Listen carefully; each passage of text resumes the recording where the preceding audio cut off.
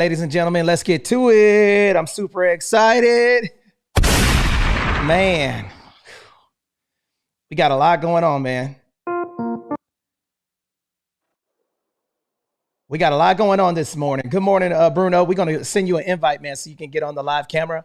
Okay, we're going to send that to you. Good morning, ladies and gentlemen. My name is Anthony Glenn, buy, hold, and investor. We got a lot to talk about, man. It's been a lot of crazy things going on here. A lot of crazy stuff going on. I am live on Twitter Spaces, LinkedIn, Twitter, all of that other stuff. Shout out to all of the people that are coming in today. We got a lot of information to cover today. Man, $5 billion lawsuit against real estate professionals. Wow, against NAR. So if you guys don't know what's going on, let me catch you up real quick. I'm going to invite Bruno in on. I'm going to invite. I got some feedback. Lots of it. Okay. All right. So I'm going to keep rocking and rolling, guys. I got my man Albert in the building. What's up, Albert? I got Ian Jensen. This is going to be a crazy thing. We're going live on Twitter Spaces. Death of the real estate agents, $5 billion NAR lawsuit against big box brokerages for colluding on real estate commissions. Before we get started, I want to invite some people on the stage. Guys, feel free to come up. I want to talk about this stuff because this is an extension of yesterday. Jonathan, I see you in the building. Come on Twitter, man. Okay, I want to talk about this, man. Jonathan Bing, he thinks this is the end of real estate professionals, man. What's up, Jonathan? How you doing this morning? Yeah, I don't think it's the end of them. Not at all. That's not. I think it's going to be. I think it's going to wipe out 80 to 85% of them. Yeah, one thing that I definitely will tell you is that I agree with you on that. So we're going to pin a link at the top, guys. We are live on Twitter Spaces as well. So we're going to post a link at the top so you guys can see us live and in color. We're also live on YouTube, and we're going to get this conversation going, man, because I've been debating for a little bit of time, man, talking about this scenario, man. A lot of people think that, one thing, I'm going to tell y'all something, man. Check this out. Okay, so I'm going to yield the mic over to Bruno Nascimento, man. What do you think about this? What's going on in the market? And just let the people know who you are, what you do, how long you've been in real estate, all of that, yada, yada, yada. Because I want to get to the conversation because I'm going to tell you right now, listen to me. If you guys are not, look at me right now. If you're not diversified in this market, you're going to take an L. Okay? If you're in real estate and you're only depending on real estate income, you're not diversifying and you're not doing other things, and you're not insulated against all of the stuff that's going on, good luck to your real estate career. All right. So, Bruno, you want to jump in? What do you think, brother? Bruno, are you there? Hey, brother. Good morning, man. Can you hear me okay? Yeah, we can hear you. Yes. Okay. Yeah, man. Man, so Bruno down here in Southern California, like the rest of the crew. Man, this is some spicy stuff, man. I think that, like you said, Tony, man, I think if you are only counting your eggs, with how things are done traditionally, man, like you're gonna struggle. But kind of like what we were talking about the other day, I feel as if you're willing and able to adapt to change, right? Then you don't become a victim, right? If you're able to kind of pivot, see what it is that's going on, and then adjust to the times, then you find a way to kind of get through it, man.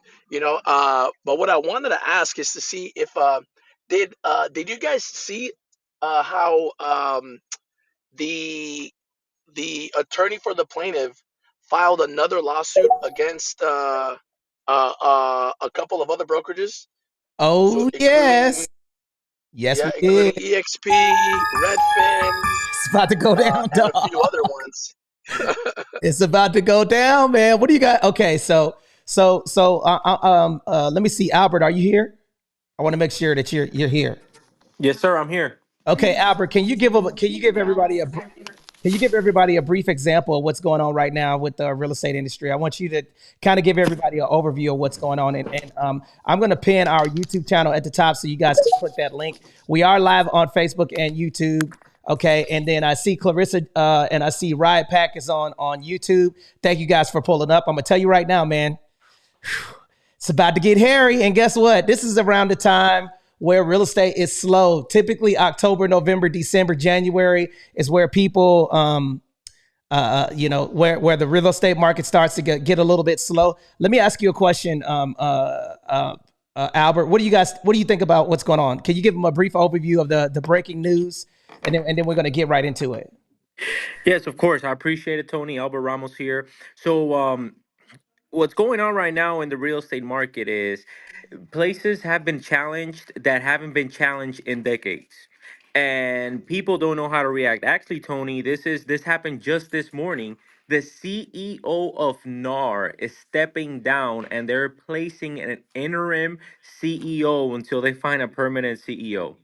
So that is actually what's happening right now. It's that the places have been challenging. They were, in my opinion, bad decisions that were made by NAR that caused the trickle effect of what we are seeing today.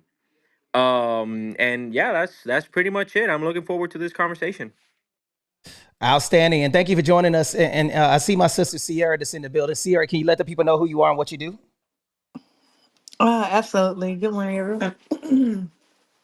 My name is Sierra Taylor. I am a real estate professional here in Southern California and soon to be loan officer as well as an accountant. I have a lot of different accolades, but I do look forward to chatting about this topic because it is a clicker that would make someone tune in to hear what everyone has to say. Outstanding. And guys, just so you guys know that we are live on Twitter Spaces and YouTube. So if you hear people speaking through, I see Jeff, Ian, I see a couple of people that pulled up on Twitter. Okay, you guys are feel free to raise your hand and come up, and we will be able to answer all of your questions. I see Dennis Miller came to the stage. Dennis, welcome to the stage. What do you think about what's going on in this industry right now? What are your thoughts? My thoughts are we've been kind of prepared for this, but we didn't know it was gonna happen this quick and this big. How it happened, but we know change was coming to the market. Our brokerage has been kind of preparing us for this, but we just didn't know it was gonna come immediately and so big. Now let's just go through this real quick so you guys know what's going on. Essentially, what happened is National Association of Realtors there was a lawsuit that happened over the past couple of weeks. Essentially, what happened is that they're saying that NAR is colluding to inflate commissions. Okay, so if you guys don't know, the money comes typically when you sign a contract and you go into contract, right?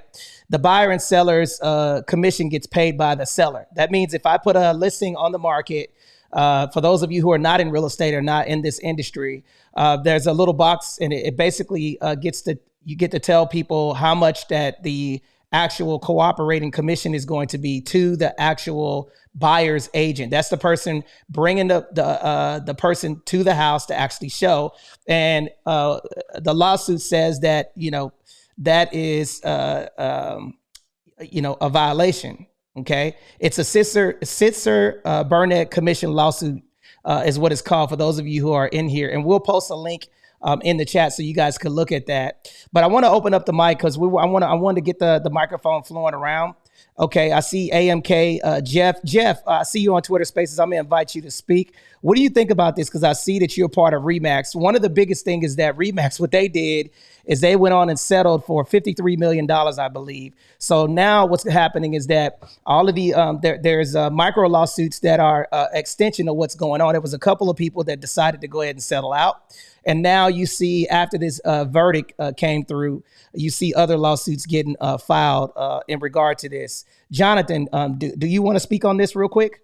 Are you available to speak? Yeah, I'll jump in. You didn't have a title. I was wondering why there's no one in the room for a clubhouse. Your title wasn't there, but so I just working on that. But absolutely, Tony, this is huge. This is huge, and it's huge in the sense that, first of all, guys, when I was telling you the other day, like, oh, no, it's no big deal. If the NAR president resigned today, okay, it's a problem. This is huge. It's a problem. Yeah. See, I'm trying to make sure I get the feedback. But here's the deal, folks. What's essentially happening right now is they have what is called I guess they were sued as an antitrust lawsuit that happened.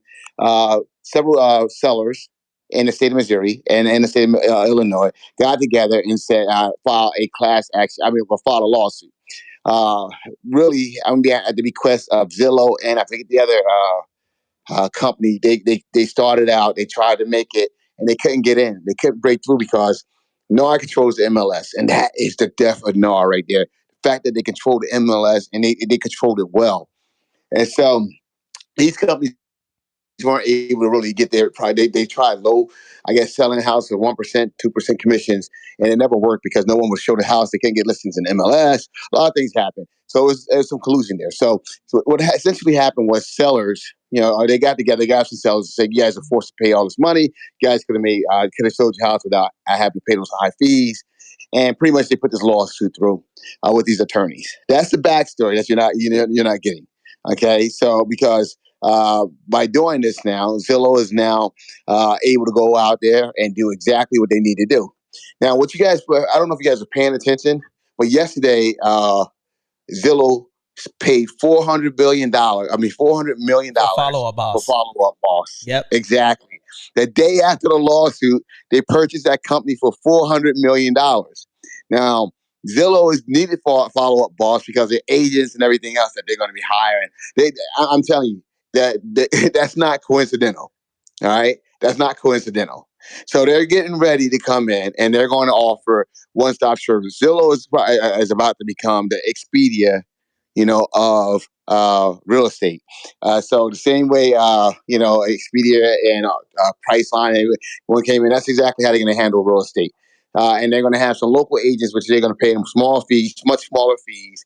But those agents, instead of doing like one deal a month, 2 deals a month, 2 deals every other month, they're going to wind up closing 15, 20, 30 deals a month. So they're going to make up a forward in value.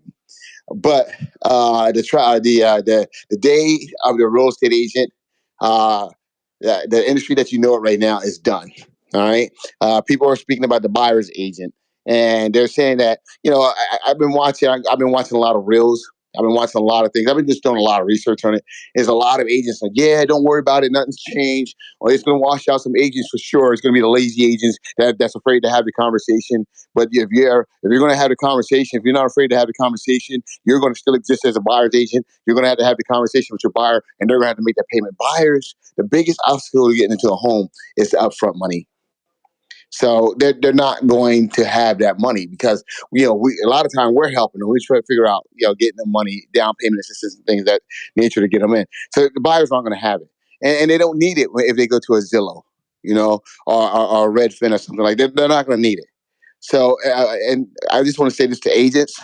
Because I'm addressing the title, I can come back and address a lawsuit. The death for agents, real estate agents, absolutely. Because here's the thing: real estate agents like, well, how are we going to get paid? Well, we got to get paid. Well, they're going to have to pay us. You guys keep talking as if you're going to be part of the process, and so that tells me that you guys haven't really realized yet that you're not going to be part of the process. When you're trying to figure out, well, what does that leave us?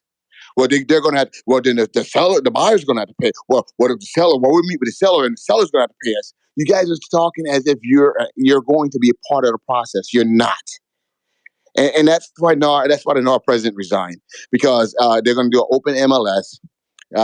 Real estate agents are going to be able to get in with subscriptions. Wholesalers, everyone's going to be able to get subscriptions now, and home sellers are going to be able to do a flat fee to list their own property. So it is going to be a very different terrain. And this is not going to happen in a matter of years. People are like, oh, they're going to appeal this. Guys, this is an antitrust lawsuit. And when I speak about this online, on Facebook and different platforms, people are like, what do you mean? It's only $1.78 billion. People don't understand that this is an antitrust lawsuit. It's treble. Okay. Treble is what they call it. TREBLE. Treble, which essentially means that the damages are triple. Okay, so it's a $5.3 billion lawsuit. So Tony, you got the topic, you got the title right. We said $5 billion. A lot of people don't even realize that the judge hasn't issued the final verdict yet. I mean, the final damages and the damages amount. But when the judge issued a final damages amount, it's going to be $5.3 billion. So once again, real estate agents, they're just starting to get this, and when they get it, they're reading this stuff and they're like, oh, you're making it worse than what it is. No, we know what the next steps are. So, I think now's the time. I'm not telling you guys to leave your industry. I'm not saying that at all. Okay. But you guys are going to have to start figuring out other ways to make money. Go into commercial real estate, commercial. Start going out there and selling commercial real estate, do commercial loans, if you want to stay in real estate. There's a lot of things you can do. But right now, I'd rather you guys hear this from me today than realize that because right now, what's NAR doing? It's dues time. They're collecting dues. So they're not saying much of anything. They're like, oh, we're going to appeal. We're going to appeal. Now watch. Let me say this real quick, because I want people, put a 1 in the chat if you guys agree with Jonathan with the buyer's agent going away. Put a 2 in the chat if you believe that the buyer's agents are going to be okay. I want to see who's in the space, and if you guys are in the space right now, put a 1 in the chat if you believe that you agree with Jonathan. Put a 2 in the chat if you believe agents are going away. All right. Let me see here. Let me see what we got. I see Anna on stage saying 1. I see German saying 2. And I see some people, Twitter is blowing up. Thank you guys for joining us in today's space. Today, we're talking about death of the real estate agent, $5 billion NAR lawsuit. I appreciate everybody for coming into the space today. We want max participation. If you look above our head, you'll see our YouTube channel and you can see us live and in color. And we're going to open up this discussion. Now, I see Anna, what do you think? Okay. Anna on Clubhouse, what do you think? What do you think about this lawsuit? I'm going to bet that when Tony had hair on his head, there were no buyer agents, because that only started in the early 1990s. So, to think that buyer agency couldn't easily go away when not all that long ago, before we had internet on our phones, really, everyone was a seller's agent prior to the early 90s. And in reality, I'm already seeing it before these lawsuits came to be and before action was taken. I'm seeing more and more auctioneer style brokerages on not distressed properties. These are, beautiful homes, and they're doing it such that to avoid compensating the buyer agent. There's less and less value to what it is. And don't get me wrong, guys, as realtors, I respect one another. I respect the industry, what it is that I do. I represent buyers, right? I'm not suggesting that all we do is open the door and show a house, right? However, there have been and continue to be things that are put into place that are creating less and less value for what it is that a buyer agent actually does. Now here's my opinion. Okay. And I'm just going to say this because I definitely want to read this message from NAR. Okay. This is what NAR says. Okay. The matter is not close to being final. We will appeal the liability findings because we stand by the fact that NAR rules serve the best interests of customers, support market-driven prices, and advance by business competition. We remain optimistic we will ultimately prevail. In the interim, we will ask the court to reduce the damages awarded by the jury. Okay, what do you guys think that means? Honestly, what does that sound like to you guys? In the interim, we ask the courts to reduce the damages awarded by the jury. What do you got? They're going to settle. Okay, so now let me continue to read. In court, NAR presented evidence that consumers are better off and business competition is able to thrive because of our rules and how we local MLS broker marketplaces function. In fact, the NAR cooperative compensation rule for local MLS broker marketplaces ensures efficiency, transparency, and equitable marketplaces where sellers can sell their homes for more and have their homes seen by more buyers. Now, one of the biggest things that I do not like about NAR, okay, is I'm going to be honest with you. I have no clue, with the exception of being able to call legal and the MLS, why all of this money is going to them.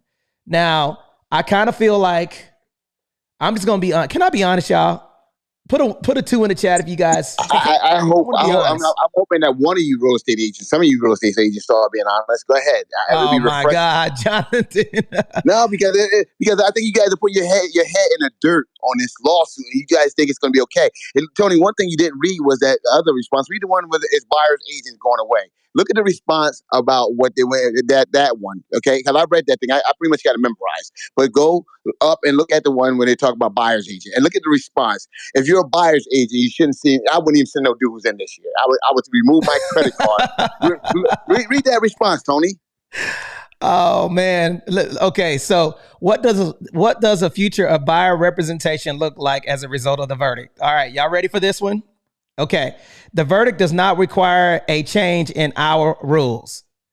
But if class action attorneys had it their way, buyers representation would be very much at risk because many first-time buyers, amongst others, couldn't afford to pay for representation out of pocket, which is true, Jonathan.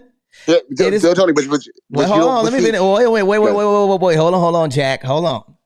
It is important that members take every opportunity to express how they are experts who guide consumers through the financial, legal, and community complexities of buyers and selling homes. Now, listen, bro. I know that here's what I kind of feel like, bro. Is Zillow Can I interpret that real quick, like 30 seconds before you put it? Yeah, go ahead, Jonathan. Okay. All right. They said if the class action lawyers had it their way, buyers agents would be very much at risk. They had it their way. They won the verdict. But there's an appeal process, Jonathan. Yeah. Holy cow. Guys, there is an appeal process, Jonathan. You're absolutely correct, but this is a jury verdict. See what you don't see. The foundation of our country whole in terms of the legal system, everything is built on a jury. You don't just throw out a jury verdict. You don't and you don't appeal just because you don't like something. You got to have grounds to appeal on. So you guys, that's where NAR is fooling y'all to collect the money. That this is done. It's a wrap. It's a wrap. That they have a $40 billion lawsuit that's coming up in about 3 months, 2-3 months over in Illinois. Okay, they have that. They're going to settle on that. They had the new lawsuit that was just filed yesterday. On Halloween Day after they won that verdict. They're going to have to settle that, folks. NAR don't have $400 billion because when you look at across the country and you start looking at the copycat lawsuits from all the other attorneys that's going to do the same thing to NAR. Because this is a money grab. Because the people that the plaintiffs in the lawsuit, in the class action lawsuit, they get pennies, they get dollars. The lawyers get all the big money. This right here makes this create generational wealth for attorneys right now. You guys don't get that. This is a bigger play here. NAR's playing the end game to try to survive so that they can become more consumer based. Okay, they're going to become more consumer based. They're going to open up the MLS. They're going to sell subscriptions and everything else to the MLS, to the public, to wholesalers, to anyone that wants it. You guys are the sacrificial lambs for NAR. And that's why the president resigned. He's taking his money and he's gone. His parachute, he's going. Okay, the $2 million that he's getting paid annually is just, it's crazy. You guys don't see the writings on the wall, but I yell. Well, he was being forced to resign despite this. He had his own other problems going on. But to your point, while they are saying they're going to appeal, to Jonathan's point, they're not saying on what basis they will appeal, right? They don't, the way the verdict came out so quickly, like really, what reason, what are they actually going to put together to say their purpose for appeal is that they would actually even win an appeal? I don't know that they will, and it sounds like they're going to settle. Now, now speaking of settling, guys, and then we're going to open up the space because I see a bunch of people on Twitter Spaces. Thank you for joining us, guys. We are talking about is this lawsuit the death of real estate agents, guys? I am live on Twitter Spaces as well. So if you hear people speaking, I see a couple of people. I'm going to invite you guys up. Badman, O'Kyle, Jay, Kenny, Jonathan. What do you guys think, man? The mic is open. Who wants to speak on the topic? Okay, NAR's president resigning, nothing to do with this case. Now, in addition to that, now the very first people to decide to go ahead and bail out was Remax and then also Redfin. right? Redfin decided to go out of NAR because they saw the writing on the wall. What do you think about that, guys? What do you guys think about Redfin leaving NAR, National Association of Realtors? Ian, you want to jump in? Who wants to jump in? I don't want to talk too much, but I can talk about this all day. Redfin leaving NAR. I'm gonna tell you something. NAR is the reason all you guys are in this situation now. And I'll say this: NAR did its job, and it did it well. NAR was like the biggest bully on the block. There was no one that had a more powerful lobbying situation in DC than NAR. Right? They were powerful, and they stifled competition. They did. Anyone that came along to try to do anything differently, they stifled them. They did not let them take hold, and you guys benefited for that for years. But NAR should not be in the MLS business. That's where your exposure is, the MLS business, because it prevents competitiveness.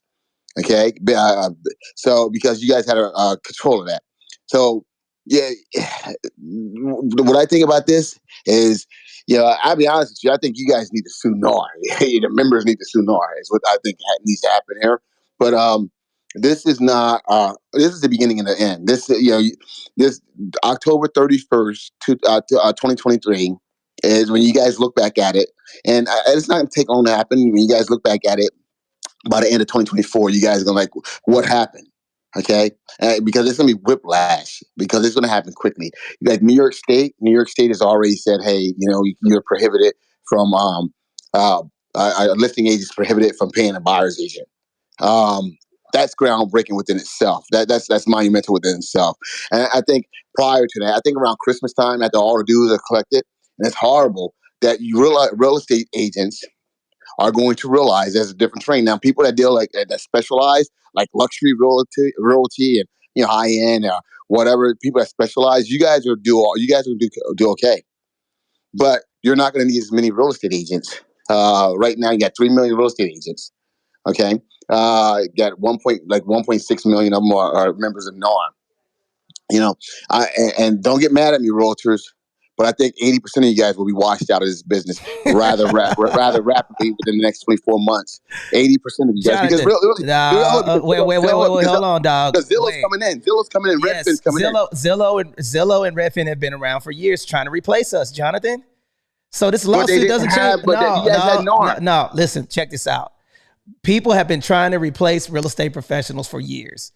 Now, this is my thought process, and I'm going to go on record disagreeing with Jonathan. I believe the disclosures are going to change. I stand on that.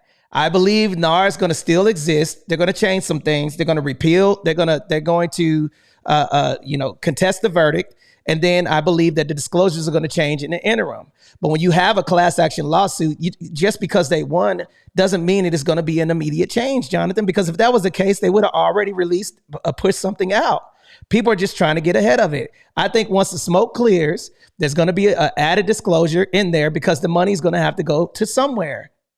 Okay? So you got to also think about the political pull that real estate industry and the National Association of Realtors is associated with. Now, and I want to read this. Do you expect the plaintiffs to seek an injunction that would require NAR to stop making the rule mandatory or eliminate the rule altogether? We cannot predict what plaintiffs will do. We would contest as any such effort because the rules always have been in place to protect and serve the best interests of the consumer. Support market-driven prices and advantage-based competition. Now, now here's another thing from NAR. This is straight from NAR. Would NAR ever consider changing the cooperative compensation? The rule always has been in place to protect and serve the best interests of the consumer. I do not believe that buyers, where is the money going to come from, Jonathan? Okay, I'm gonna be quick. Here's the deal. First and foremost, let me just say this to you because I love you. Where's the money? Where's the money going to come from? Okay, let me just say this right here. Let me just say this. All right, this is an antitrust lawsuit. It's about collusion. Okay, and you're saying NAR said, "Oh no, we're not going to change that because we believe it serves the best." They just lost in court on that. That's the same argument they presented in court, and it was decimated. Okay. So just because they're telling you that they don't believe, they went to court and they said that. Gary Keller looked like an ass up there. They opened up Gary Keller's book, and Gary Keller used his own word. They used his own words against him from his book.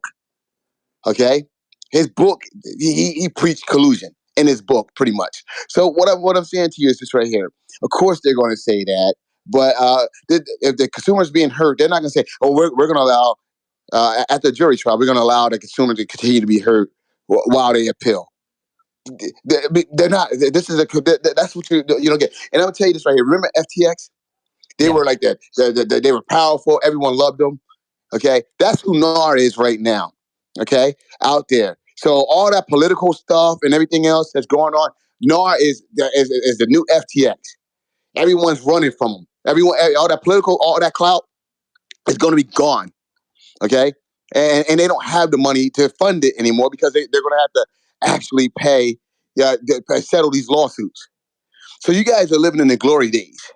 Things change real fast. Look at the negative AM loan, the picket payment loan. Everyone thinks those were the most horrible loans out there, and they were the best loans out there. People took advantage of them, and people missold them, but they were the best loans out there for business people. Okay, and they got a bad rap to this day. All right, so NAR. Where is the money gonna? All of that. Listen, I can hear. Where's money going to go? Where is the money going to come from, Jonathan? For what? Where buyer representation? The money for what? The money for buyer representation. Where's it going to come from? That's what I'm trying to tell you. I understand what you're saying. You think that basically, essentially, what you're saying, just so you know, I understand what you're saying, is that you're saying that Zillow and all of these other organizations, they're going to open up the MLS, and then the consumer is going to go direct to the seller. That's what you're saying. No. What I'm saying to you is, you said where the money's going to come for buyer representation. That's what I'm saying. As a real estate agent, you guys think that you have to be there, and I think Anna said it earlier. You guys think you have to be a part of the process. Like, how are we getting paid? You're not going to get paid because you're not going to be there. They're going to remove you. You know, buyers are going to go directly to attorneys, pay attorneys $1,200, $1,500 to review their contract or whatever. Okay, that's what's going to happen. You guys aren't going to be there. You guys are going to be gone. And I'm talking about buyers agents. Okay, the buyers agents are relatively a new thing when you look at it in the history of real estate. They're not going to be there. Y'all hear this nonsense, realtors? Put a 1 in the chat if you guys are real estate professionals. You got a real estate license and you are listening to Jonathan. Anna, do you think I'm far off? Sadly, I don't. And again, I'm not here to offend my fellow agent. And more so, I'll say I'm in a title state. So for you guys who operate in attorney state, when I do communicate on deals out of state, like New York and New Jersey, so they're attorney states. We're here in Pennsylvania, we're a title state. And whenever I've been part of a transaction in the attorney states, the things that I cannot believe the average agent doesn't do in those states because the attorney does it way before these lawsuits, I would shake my head and think, like, what exactly do you do? And the fact that a buyer, and on average, they're paying their $1,200 to $1,800 for their attorney on top of having a realtor, and literally the things that the attorneys would call me with on what needed to be negotiated, I'm like, you're telling me the agents haven't done that already in the negotiation of the offer? Like, this is still lingering. This is for you to advise the client. Like, other than show the home, what did the agent actually do? Now there's a lot of, okay, so let me answer that question. And here, and for those of you guys that are here, above my head you will see our YouTube channel. Please click that link and join the link's not up there. Ian, can you put the link up there? On Clubhouse? Yeah, both. Okay, so yeah, on Clubhouse. YouTube. So guys, I want to know what you guys are thinking, man, because here's the deal, man. I personally believe, this is what I believe. Again, I believe disclosures are going to change and real estate agents are going to have to work a little bit harder. Okay, because the contract has gotten more thick, and Anna, that is true for some buyers agents, but buyers agents, I'll tell you what they do. They consult with the new person. They negotiate contracts, right? They drive around, schedule listings.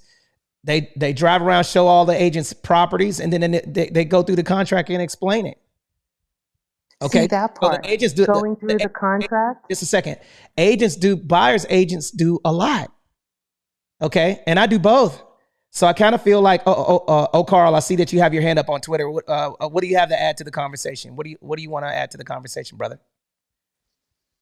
Well, I was in real estate since like 2012.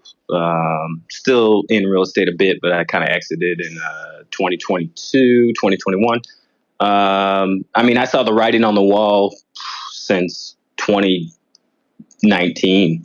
I mean, agents are getting, especially buyers agents, getting squeezed at all ends. You know, from the client side, from the competition side, because it was getting very competitive. So you're getting these 1% brokers, you're getting Redfin, you're getting Purple Blocks or whatever they were. You're getting Zillow coming in trying to change Purple Bricks, which is out of business right now. But go ahead, I'm listening to you. Just a competitive market frame. So what I'm seeing is that the writing on the wall is that things are going to change, and I agree with you totally, Anthony. Is that it's going to go in a step-by-step process where it's, yes, disclosure is going to change, paperwork's going to stack until the market's going to wise up. And what's going to happen is like, the 80%ers that take 100% of the business, and from the luxury end down, these influencer agents that they're going to basically be the broker heads, and they're going to run their own buyer brokerages basically, and they're going to attract all the agents under their own terms and agreements, where they're basically going to be the employers, and they're going to run their own teams across the nation. They're basically going to be licensing people all over the place, and it's not, you're not going to, the MLS and the NAR is not going to matter anymore because they have as much control as they used to. So, and yeah, I mean, I think that's where it's going to go. And then you're going to be negotiating with whoever you want to work for in that sense. So Zillow, they're going to try and get into that. So yeah, Redfin, they want to compete with NAR on their own. Basically, they want to replace NAR is what they want to do, and basically they want consumers to come to them, so that way you can eliminate more and more people, and really just because like I said, we're getting squeezed on the money side of every end, and if we can, and then when you talk about the contracts, so put the contract through an AI interface and let it explain the contract to me like I am a 3-year-old. There you go. But that's going to get you. Okay, but let me ask you a question though. With that, that's going to get you. That's going to get you through some of that. Who's going to hold? Hold on 1 second. 1 second. Who's going to hold the person accountable if you're utilizing AI? Come on, guy. You got to have a broker in order. I mean, in the event that there's going to be representation in there, but it's just going to be like Jonathan was saying, it's going to dwindle down the costs, and that's going to be the goal of it all, and that's where the dollars are going to. That's where the money is going to be saved, and it's going to take people out of the equation. Agents. Outstanding. I got a couple of thank you for that. And guys, for those of you who are here, make sure you follow me, Jonathan, Ian Jensen on Twitter Spaces. Guys, we're talking about death of the real estate agent. What's going to happen with this $5 billion NAR lawsuit? Some people say, Jonathan, Jonathan is kind of crazy, man. I know that the buyer's agents are going to still be around. I just think that it's going to change. He thinks that the agents are going to go away. What do you guys think? Who wants to jump in and add value to the conversation?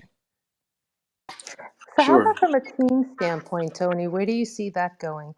Like as far as agents on teams who already get a split of the transaction, and now, they're fighting for their commission, only to then have to give a cut to whatever. And then the traditional brokerages and there's independent agents out there who are on 50-50 splits with their brokerage as it is. Like, where do you see that going? And do you at minimum see that becoming an antiquated way of doing business?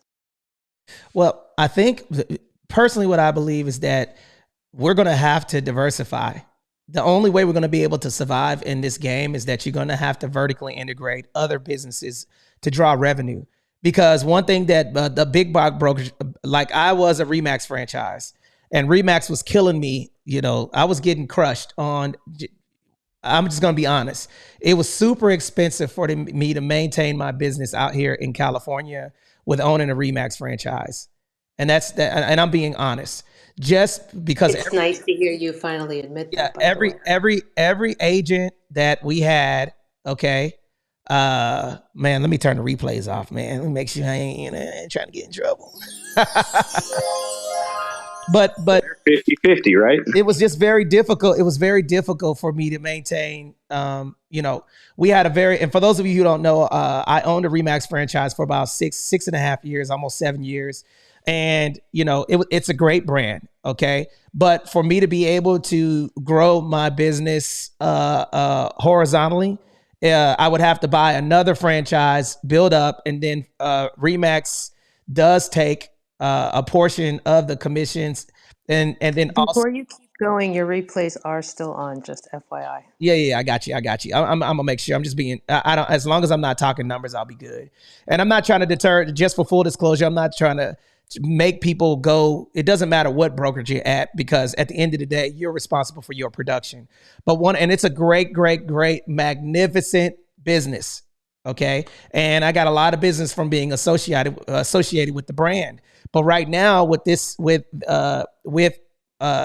lawsuit, I just don't see a lot of people being able to continue their business structure the way that it is and maintain all of the, and split the money in half, especially, with companies, 80% of their business model are buyers, right? So just imagine, you make $100,000 and $80,000 of that is coming in from representing buyers. You're going to have to change your business model. Okay. You're going to have to figure it out, because at the end of the day, if you're associated with a team, that team wants a cut, NAR wants a cut, local MLS wants a cut. Now everybody's competing against listings. So I kind of feel like that, people are going to have to really, really look at how, they structure their teams. And, the one thing that they're going to definitely have to do is you're going to have to put your minds together to figure out how to get ahead of this thing. Because what we're doing, I'll just tell you what we're doing as a pretty successful real estate brokerage and mortgage company. We're diversifying. And if you weren't doing that in the beginning, you're wrong anyway. So, we're going to have agents that are going to be looking to get into other sources of revenue. Okay. Like teaching and getting into commercial and traditional lending.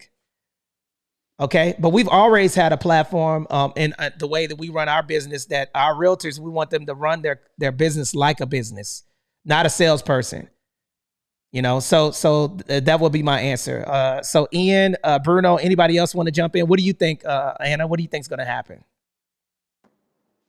I think that a lot of the traditional brokerages are just going to simply die out, right? Because like anything else, you can talk to, right now, you got what?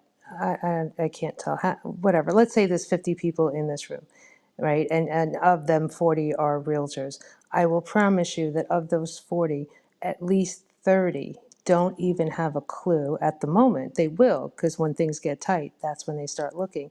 They don't even have a clue as to what it actually costs them to perform. They don't know that if their gross commission check is $10,000, how much they will actually collect.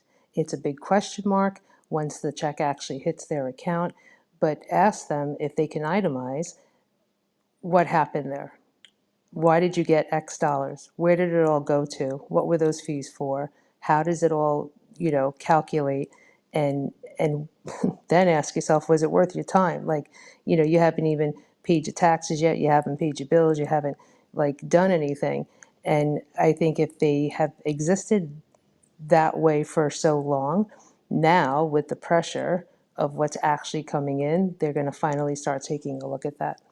And at some point, Tony, there's going to have to be a public acknowledgement that I was right and you were wrong. What are you talking about? You know what I'm talking about. Now, the business models and so let me tell y'all, we got a little inside joke. Let me tell you what Anna tried to do. Anna was trying to recruit me. She was like, Oh, hell no, I wasn't. oh, Don't even go there. I asked you a question. I said, as a business owner, explain to me how your model makes sense today and will exist tomorrow. now, I asked you to explain how it is that that model makes sense, and you didn't. And then you said, why are you trying to recruit me? I said, I'm not trying to recruit you. I'm trying to understand. You're a smart man, and how is it that that makes mathematical sense? now I'll tell you one thing with it. The reason why it did make sense at that time frame is because being associated with a big brand like that, we were getting business. There's no way around it, right? So being associated where we were located at, Ian, are you there? Yeah, I'm right here. Okay, so Ian will tell you this is my if you guys click the link above my head, you'll see Ian in my little lounge that I'm putting together. So excuse the way that it looks right now, but we're working, based with being associated with that brand. We had people calling the office just because we had the goofy balloon. Now, is that not true? 100%. Yeah, we'd have people walk in all the time because they trusted the brand. Right. So the other brand was new. So at that specific time, 2 years ago, it did not make sense because, about 28% of that business that was coming with being associated with the brand. Okay. But now, expanding outward and the deal that we just got, of course, it makes more sense to me. And that's one of the reasons why I made the move. Okay. Now I see a couple of people on stage. Elvis, Batman, Deb on Twitter Spaces. Did you guys wanted to add value to the conversation? Elvis, what do you think about this topic? Death of the real estate agent. What do you think about this, Elvis? Elvis, Twitter. Can I say something, Anthony? Yeah, go ahead. Jump in. So, Giovanni over on Clubhouse. So, to your credit, I agree with you that agents are always going to be around because everyone understands that, having the capability of doing something does not mean that you should do it. So, seller or buyer will never go out and do it on their own because they're not an expert, right? The landscape is going to change to a certain degree. However, just like Anna pointed out just now, when I just came in the room, I came in on the back of Jonathan saying, some of y'all are going to have to do something else, which I agree with. And I put in the chat, I was like, a lot of you are going to have to, monetize your knowledge because you're going to have a lot of people who don't want to take the risk. And toward what Anna just said, someone needs to be that person out there because it is not a beautiful thing to just say, yeah, I'm a realtor, right? You actually have to pay a due to say you're a realtor, which NAR is benefiting from. So we understand how they're going to pay off the damages just in case. But she just outlined, not everyone knows when that $10,000 commission check comes in, like, what's yours? What belongs to who? So the smart person in the room right now who's thinking, F this, I don't want to get caught up, needs to be that person that leverages their knowledge and expertise and go out and say, you know what? I'm going to be the realtor's guide to real estate. So screw the selling.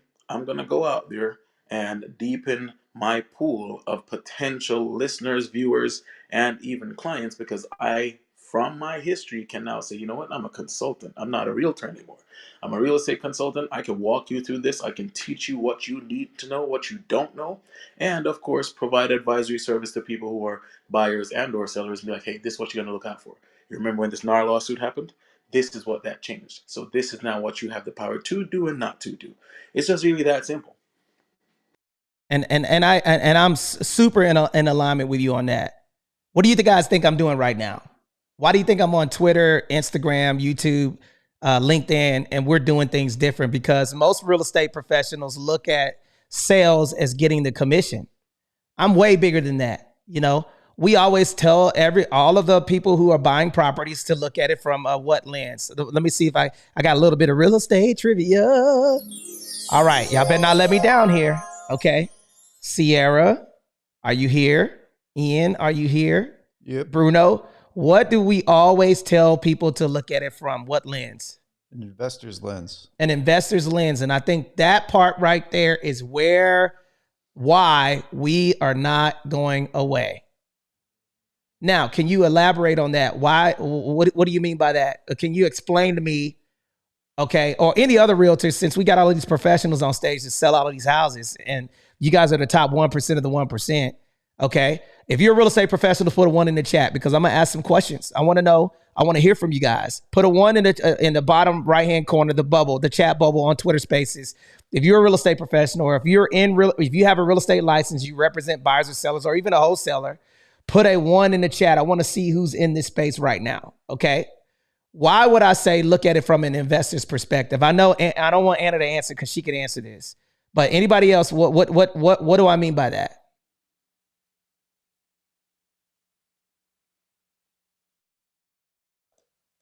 The mic is open. Is that how you want to try to create as much value for the client as possible by giving them investment advice without being like a certified investor? Okay, so and this is, you see how quiet it got, right? That would go to show you, okay, and I'm just being honest. That right there is why the reason why people think that real estate buyer's agency is going to go away is because they do not know their value. The reason why people won't pay for something is because they don't know, is because of the absence of value. Let me give you a quick example, okay? Explaining equity, explaining HELOCs, okay? Explaining putting properties in the trust, explaining compound interest, explaining the amortization calculator. You're going to have to diversify, and if you don't know how to do this stuff, of course nobody's going to hire you. Hey Anthony, could I say something to you to compliment what you're saying right now? Absolutely. So I'm in here as a business owner, not as a realtor, right? Now, I just understand the simple pivot, what to do in a situation like this. You just created a space where you said, can anybody tell me why you want to look at it from this lens? Now, say for the people who are on your team who you've trained, obviously, to understand why they need to look at it from an investor's perspective, everybody else was quiet, which tells me that if I was looking to buy real estate, I should not go to anybody else who is in your space right now, because nobody else understood what the value of the realtor or the agent actually is, because nobody said nothing. And perspective matters. Everybody else around me right now just told me, minus Anna, because you told her not to answer. Everybody else just told me they're not worth their weight in salt, and I don't need to reach out to them because they don't know what's going on. Hey, Anthony, I just wanted to jump in. I'm driving actually, so I Sure. couldn't respond to that. I'm at a light right now. But yeah, if I'm looking at it through an investor's perspective, I'm looking to see what my ROI is going to be. How is this going to help me, and what is it going to look like on my portfolio? That's what I'm going to do. Well, I'm going to look at history, and history shows that over time, the value of real estate continues to compound, and actually, over time, it actually doubles in value, no matter what the interest rates are, because interest rates are actually still below what they typically have been decade over decades, right? So, yeah, I would just say, no matter what's going to happen, most likely values are high in our short-term memory, but at some point, the values are going to be higher than what they are right now in the future. And see, this is and guys, and the reason why I say that, man, is because listen, I don't care if you like me or not, okay? I'm not here to be liked. I'm here to teach, okay? And when I hear stuff like this, and the reason why I wanted to have this space is because if you cannot explain your value, you're not going to get paid. You're going to be out of business, realtors. You can hear it from my mouth. If you're not diversifying and you do not know how to explain your value, if you don't know about equity, if you don't know the amortization schedule, if you don't understand how to negotiate, if you don't understand, look, an organization like Zillow coming in and all of that stuff, I get it, fine. Do you know the reason why I'm not worried? Because I know my value. I know my value. I understand that generational wealth is built off of the backs of owning real estate.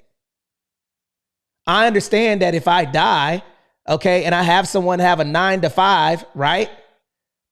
I die today. Boom. You got a 9 to 5 and I have children. Who's going to get my property? So you guys are going to have to pivot the way you communicate. The days of you getting the real estate license, posting on, putting a nice suit on, standing in front of the 3 Series BMW is gone. Okay? Because right now people are already afraid because of the interest rate, which doesn't even matter. Man, I don't think y'all listening to what I'm saying, man. Well, Tony. Yes, go ahead, jump in. Yeah, let me ask, where do you see this going? You don't see this having a massive effect on the market. I mean, on the industry at all, on real estate agents at all. Is that what you're saying? Other than the disclosures, I just want to be clear. I want to be clear where No. how you feel. Okay, so this is how Anthony Glenn feels. I feel like right now, what's happening with anything. I'm a U.S. Marine retired. And one thing about the military is that, attrition is the mission. When you start shedding off when you start shedding off people who are hanging out, you become way more efficient. Okay, because you're cutting the dead meat. So I feel like that the 2 million realtors are probably going to go down maybe 20%. Okay, and actually 10% of those realtors are actually out here doing work. So I believe that the industry will pivot. I believe that real estate agents are going to have to change. I believe the disclosures are going to change, but I do not believe buyer agency is going to go away. But I think what's happening, just like any other market, when the Great Recession hit, that real estate professionals that thought that they were going to put their nice little brooch on and a nice suit, get their real estate license, and deals are going to fall in their lap, that's gone. So I believe that what's going to happen in the market, and I'm going to go on record by saying this, okay? NAR is going to change the disclosures.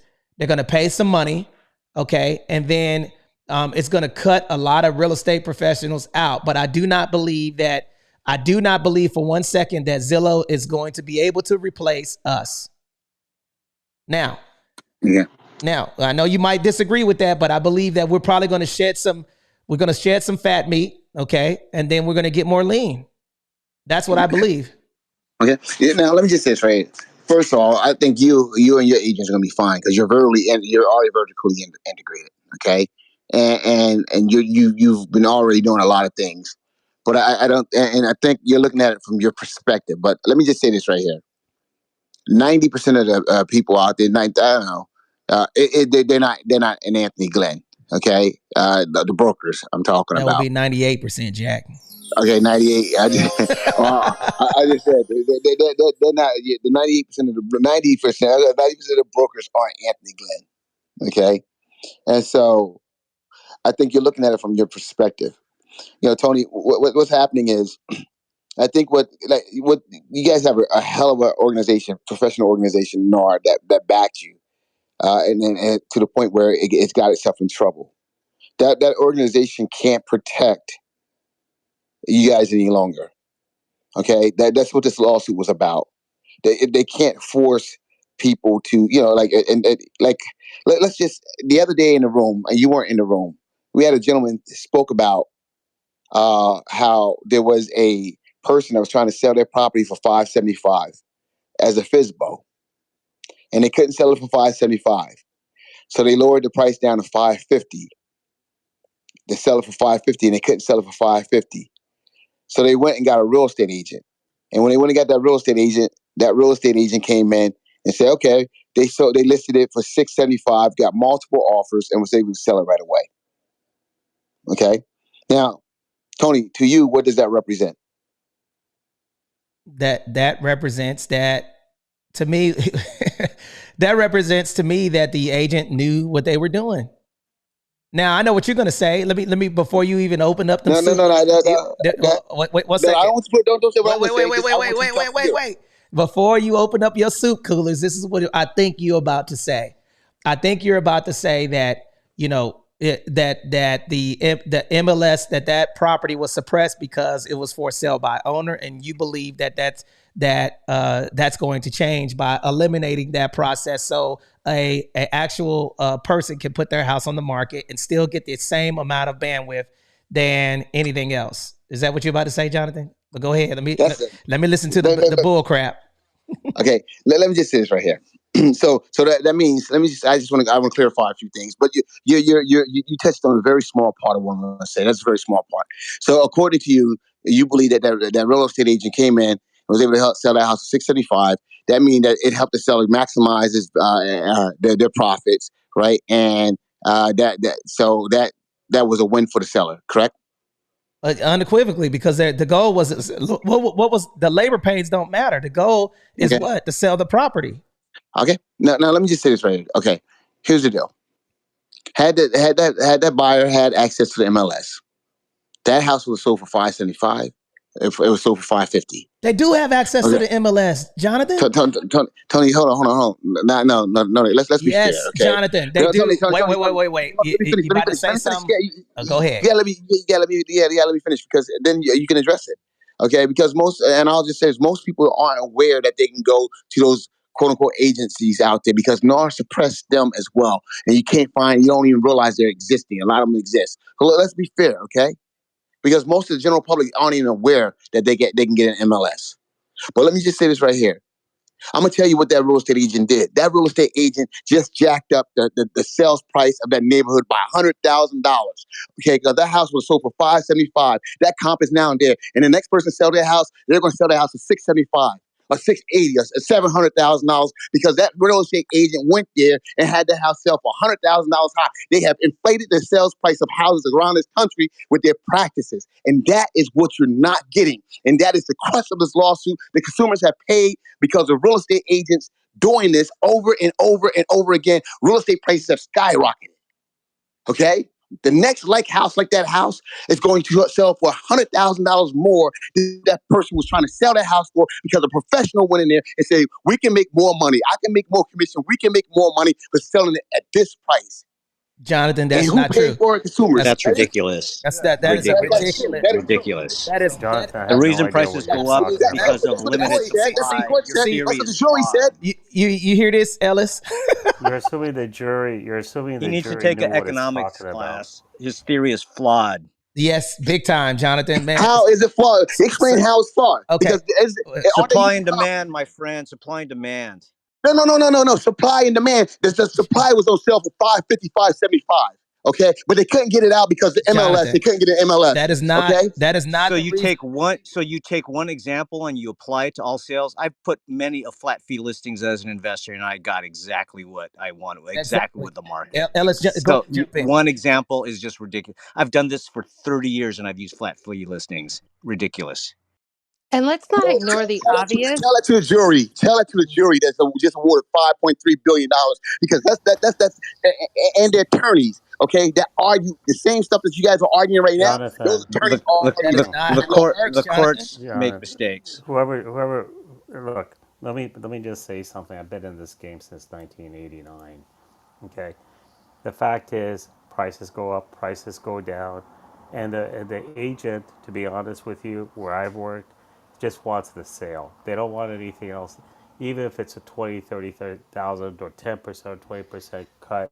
They just want the sales at the end of the day. And they'll work on the next one. I try to get a little more commission or a little less just to make it work. But you're assuming what the jury said is God's word. Why did if these attorneys who who brought the class action were so sure about themselves, do you think they would have settled for only 55 billion? They weren't sure. They just took the money. They're just in it for themselves. Why would they take 55 billion if they were so sure about how much this whole thing was really worth? They just threw the dice. They have nothing to lose except costs. That's it. So to think that this thing is going to stay, what you're basically saying is, if I go and charge 5 or 6%, and then I want to give my money to another agent, I can't do that. That's what they're basically saying. That doesn't make any sense. And let's see how good it is on appeal. And if you're wondering why Remax settled, well, let's just think about this. I'm sure Remax's insurance company had something to do with it. I don't think Remax is sitting there writing a $55 billion check today. Remax's insurance company said, look, we take our chances. It's $55 million. We think it's better than, thing. And so Remax said, okay. I mean, to think that this jury knew exactly what they were being told, and they knew everything about it. I'd like to test their IQs and see where they're coming up with this. Everyone knows the real estate market is great today, and tomorrow it could turn around. And who's suppressing companies like Iggy's House, where they'll charge you 0.5%, 1% to put on the MLS? I don't see that. How's that NAR suppressing them? You go join the local MLS, put the listing, put in the commission of the buying broker. That's it. I mean, how do you suppress it with today's internet, today's information? Let me just say this to you guys, okay? I'm going to be the bad guy in this room today because I'm going to speak truthful. You could be bad and wrong too, Jonathan. Yeah, you're absolutely right. You're absolutely right, Tony. But I'm not wrong. Okay, I'm not wrong. I'm the guy that in March, okay, you guys going to be looking back at, and you guys going to begrudge me and be upset with me because you're going to think I brought it on because I spoke it first. Okay, that's what it is. And let me just. I'll actually have more respect for you if you're right. Let me speak this. Let me say this because a lot of you guys right now are saying that the jury's stupid. Okay, that means that every criminal conviction, every verdict that we've ever had was done by stupid juries because you didn't agree with it. And No, the I just said I'd like to jury, test their IQ and see where they're coming from. They just see big numbers. But how many Jonathan, lawsuits? Jonathan, 1 second, brother. Okay. Now listen, I want to make sure that you essentially what you're saying. Let me. I just want to read this. Okay. You basically said since that house sold over $100,000 over asking price, that the next sale following not asking price, Tony. Okay, I didn't say that. $100,000 over what? Give me an example. See, I think, and that's why I think you guys messed up. I want you. I want you to tell me what you're saying. I'm just going to clarify. 10 seconds to clarify. The homeowner was initially trying to sell it for $575, and they couldn't sell it for $575. Then they lowered the price to $550, and they couldn't sell it for $550. They went out and they figured they had to hire a realtor because they couldn't sell the property because they didn't have access to the MLS. The realtor came in and said, "Well, we're going to list this property for $675. Okay, we can get $675 for this. Okay." And that's what the listing agent put it in the MLS for. All right, $675, and they got multiple offers. Now, what I'm trying to say to you is, so that actually that $100,000 that real estate agent put it in for more because that person was happy with $575. Had they had access to MLS, there would have been a comp out there, and the next like house would have sold for right around that area. Okay, but now there's a comp out there because the realtor came in and sold it for $675. You had an agent. That's why they say agents push the price up top. They say artificially inflating the home prices. Is what they said. That's part of the lawsuit. How's that possible? There's a bank side. How's that possible? There's banks involved, Tony. There's banks involved. What are you talking about? One mic real quick, okay? Jonathan, let me explain something to you, okay? Let me explain this to you, how this works, okay? That buyer did have access to the MLS, okay?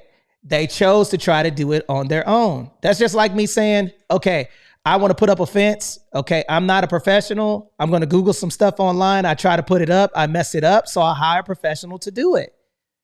So just like a person that goes viral. Okay, if I'm singing by myself and nobody hears me, I'm not going to make sales. I'm going to hire a marketing company or an advertiser so people see my house. The price is dictated by the demand of the property, not because it wasn't in the MLS. You got more eyeballs on it. Don't we have a hard time, though? Honestly, I have a really hard time buying this story, and I'll tell you why, Jonathan. Let's be real. I find this property on FSBO or whatever for $550. I, as a realtor, know it's worth more than $675 or more. I'm buying that bitch and then listing it. So I just feel like the numbers, it just isn't right. Like, I'm sorry. You want $550? Sure. Here's your $550. I'll go sell the house myself. Okay. All right, here's the deal. Let me just say this, Anna. First of all, most realtors don't have that kind of money to buy. Let's be real. Okay, that's the first thing you do. Now, secondly, the story's real, and I think people in Clubhouse they could put 5 in the chat when they were in the room when that story was told. Secondly, all the arguments that you guys are making right now against that, they had attorneys that was paid millions of dollars from Keller. They had Keller Williams attorneys in there. They had Berkshire Hathaway attorneys in there. They had NAR attorneys in there. All the arguments that you guys made was made in that courtroom. All the arguments that you guys are making right now was made in that courtroom, and it made a hell of a lot more eloquently than you guys were making your arguments, and then I'm making it. Okay, Jonathan, don't you have paralegal experience? Yeah, I do. Okay, so let me ask you a question. So, so when you have charges, you have specifications underneath the charges, correct? Go ahead. Okay, so all they have to do is be guilty of one of those specifications in order to get a guilty verdict, correct? Yeah, but so that doesn't necessarily mean that was Tony. Look, bro, you're talking to somebody who knows this stuff too. Okay, Tony, listen to me. So if you got charge A, wait, you got charge A, B, C, D. Okay, if you got a charge A will have 5 or 6, 7, 8, 9, 10 things underneath A, and then charge B will have 5, 6, 7, 8 things under charge B, and charge C will have 5, 6, 7, 8 things under charge C. You only have to be found guilty of one of those things to get a guilty verdict. It doesn't necessarily mean that this was the reason why, because comparative market analysis is typically the most common appraisal practice. And let me speak this because supply and demand determines the cost. It has nothing to do with it being in the MLS or outside of the MLS. It had everything to do with that agent being able to bring a willing and able buyer based off of the experience and being able to get some eyeballs on that property. Come on, man. Come on. Okay, I have a question for you. I have a question for you guys. Let's see how honest you guys are as realtors. Killing me, dog. If that Anna, Tony, you, especially you, Al, all you guys, all right. If that FSBO was able to get in to MLS at 575, would that FSBO have been able to sell at 575? Yes or no? No, it will be sold at what the market demands for it. Okay, so you're not being honest. Anna, say it again. Wait. You asked Anna. Say it again. I'm sorry. It would sell for a hell of a lot more. It probably would have went for over 675. And you're suggesting that because there was no cooperation compensation to a buyer agent, that's why it didn't? Come on. I mean, honestly, I didn't say that. There was compensation. There was compensation for buyer's agent in MLS. Listen to me. But even if there wasn't, it still would have. So because then it's disseminated across hundreds of websites, right? And God help the list agent if they were smart enough to have a couple open houses while they were at it too. It would have sold for considerably more. The lower the price, the more buyers you're going to bring to the table. Bingo. The more offers you're going to get. And that's the way. And that's the way it works. If you put an offer in the MLS, listen, Jonathan. If I put an offer in the MLS, okay, and the market dictates supply and demand, the market dictates that that property will sell and negotiating. That's going to make multiple buyers, which make you a multiple counter offer, and the highest and best offer wins. Let me just say this right here. The price of the value. The value is obviously the value. Somebody wrote an offer for that property because they felt that it was worth it. Okay. Here's the thing: the owner that was selling the house isn't a realtor, a real estate agent. Okay, if someone would contact that, they wouldn't have entertained that many. What you call it? They let a couple people come in. Someone took an offer. They were like, okay, no problem. Okay, they wouldn't have done highest and best and all this other stuff. This is a FSBO. Okay, you guys are saying that agents. You guys are saying that these sellers need you because they don't understand this. But at the same time, you guys are now saying that they're capable of doing it the same exact thing without you. Now make up your mind. You can't have it both ways. If you can now understand that the seller is savvy enough to do this highest and best and all this other stuff and drive the price up, then why the hell do they need y'all? You guys are arguing against yourselves right now. Did the buyer get okay?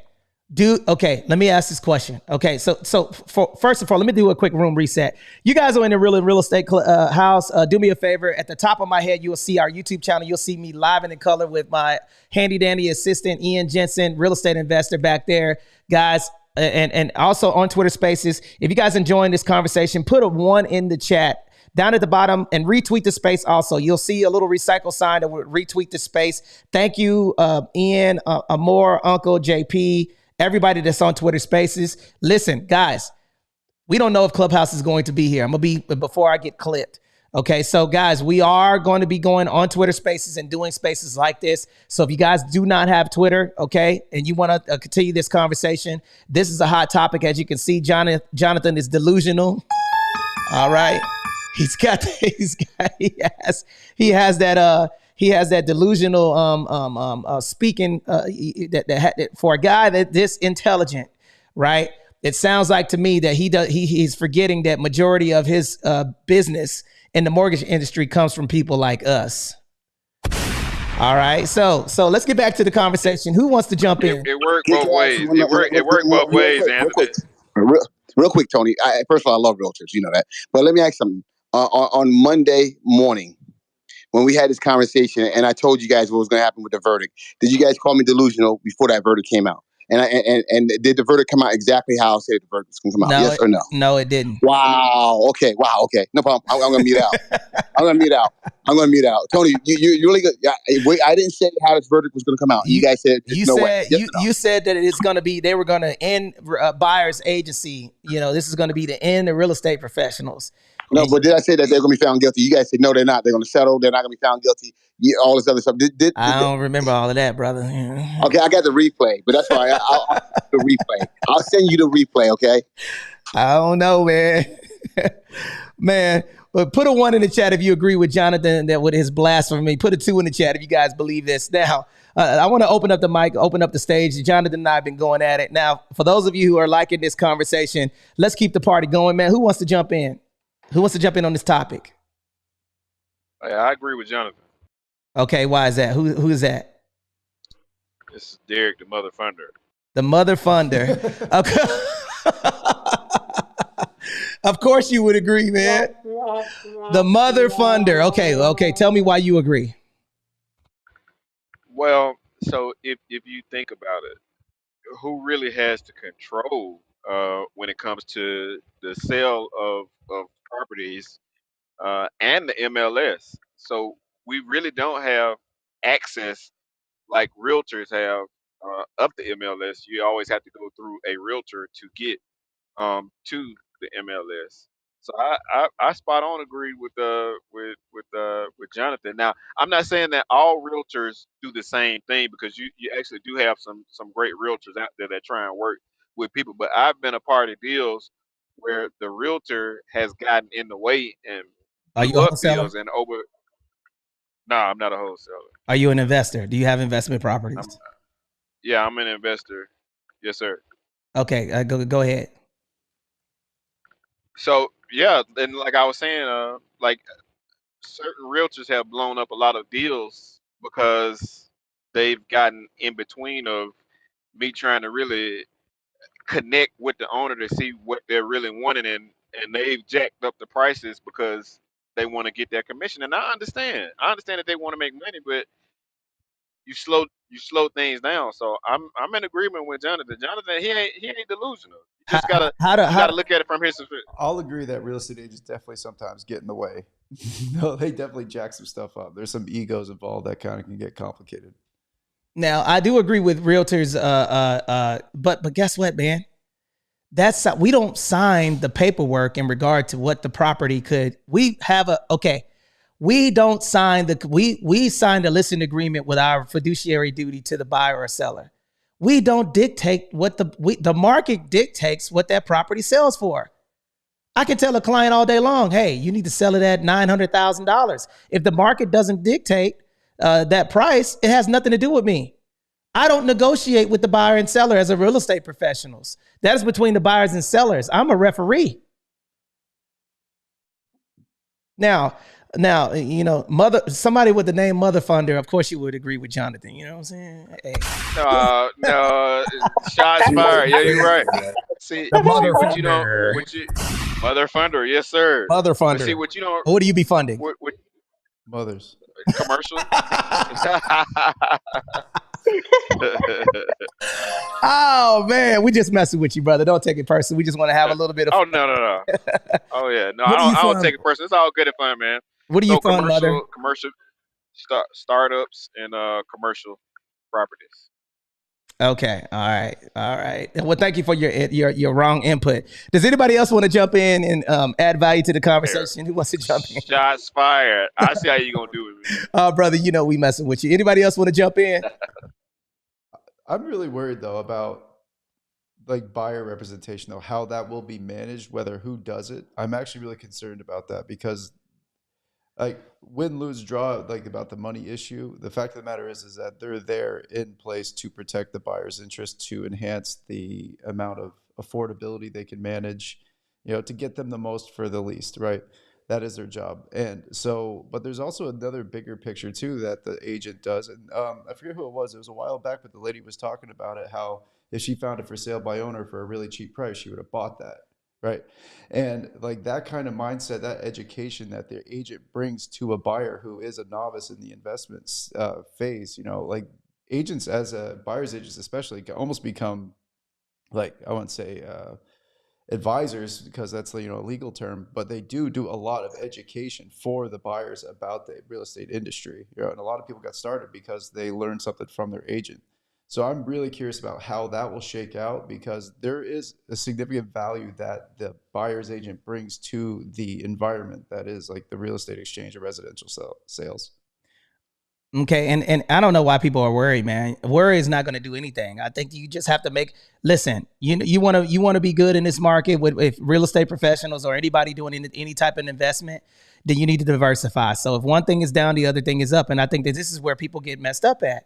And I want to read this for Jonathan's nonsense that he was talking about. Comparative market analysis appraisal, often referred to as CMA, is a method used to determine the market value of a home. Market value, hint, hint, economical terms.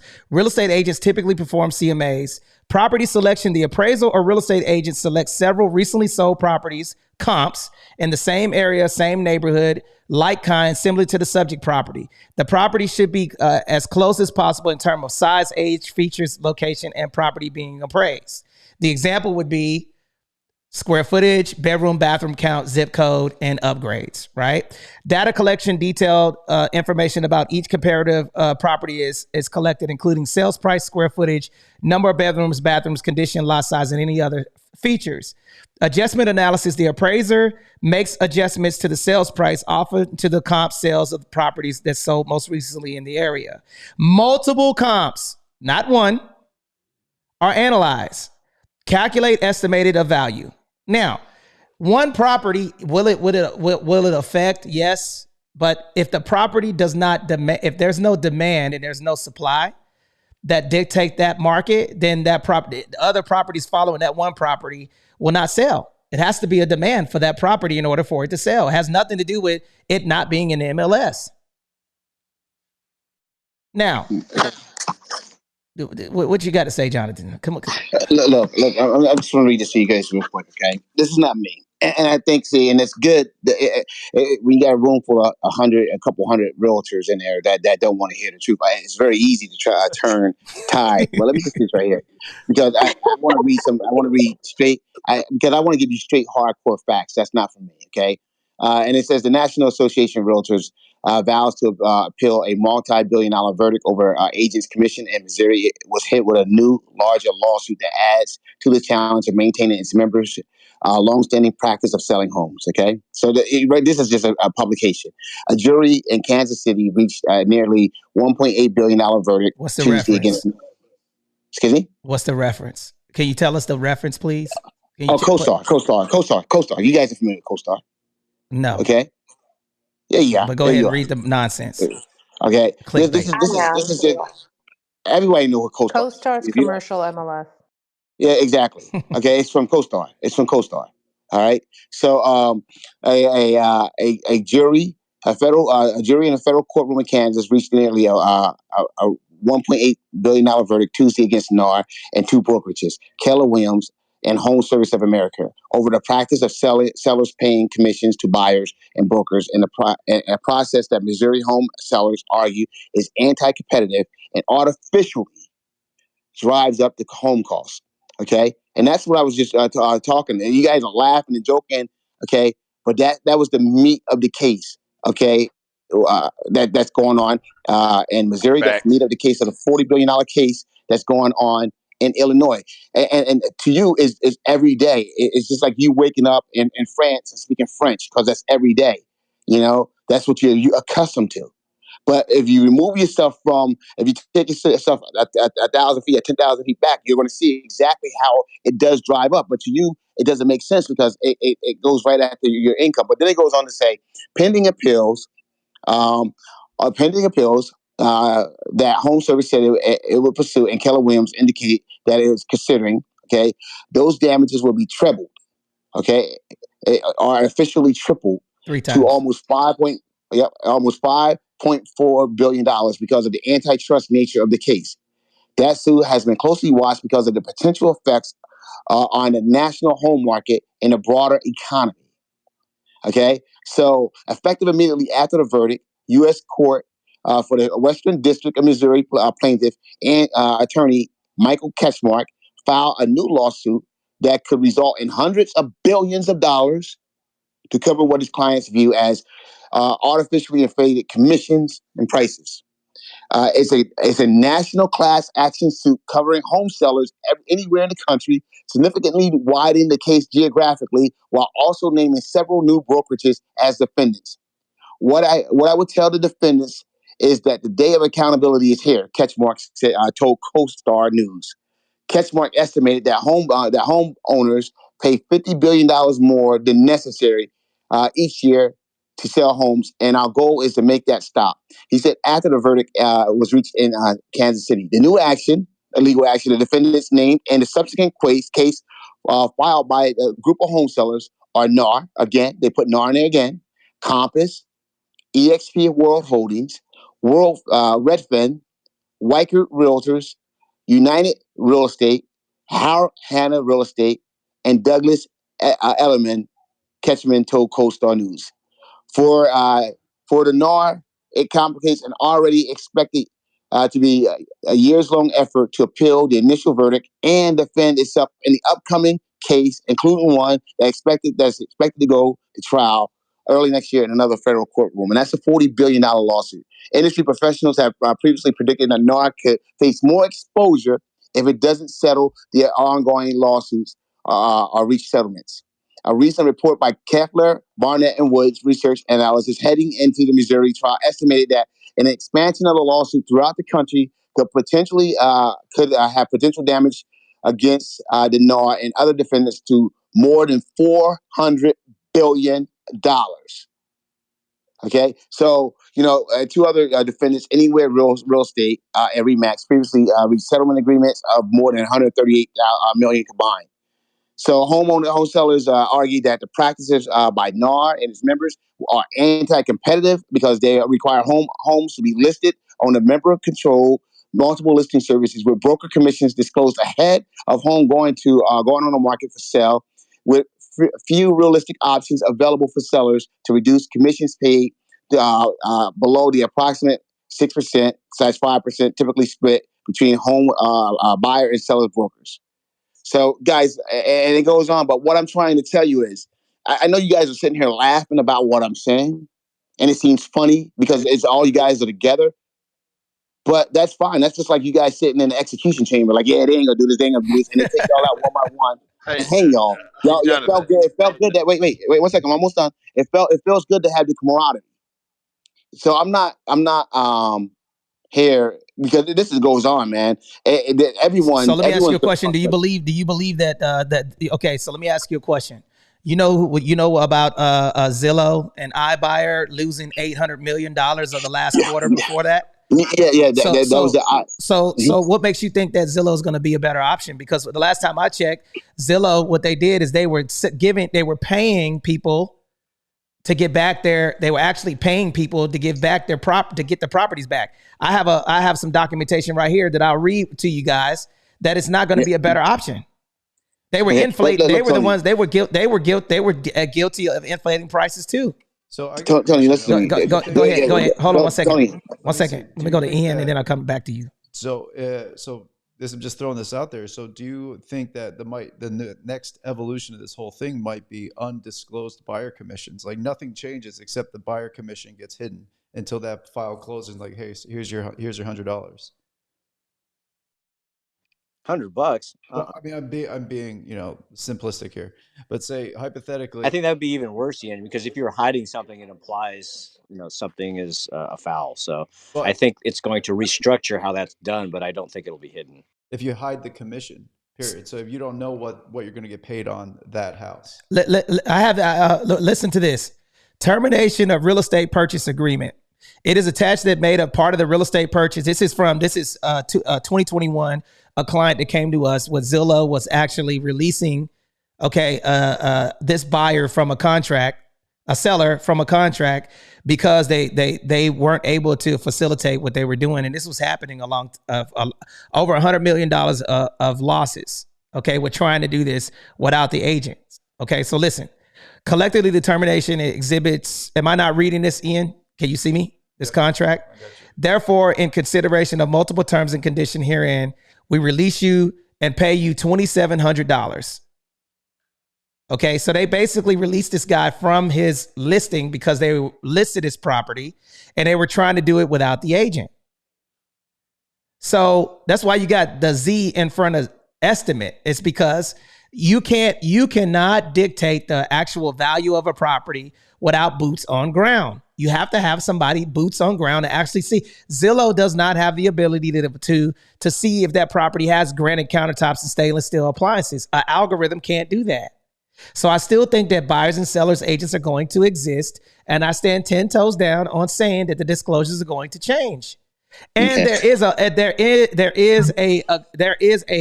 a long process in the appeals process. So boom, they're guilty. Okay, Jonathan, why hasn't NAR changed anything yet then? See, you got to realize something, Tony. NAR. This is because I what you call it at 3:00.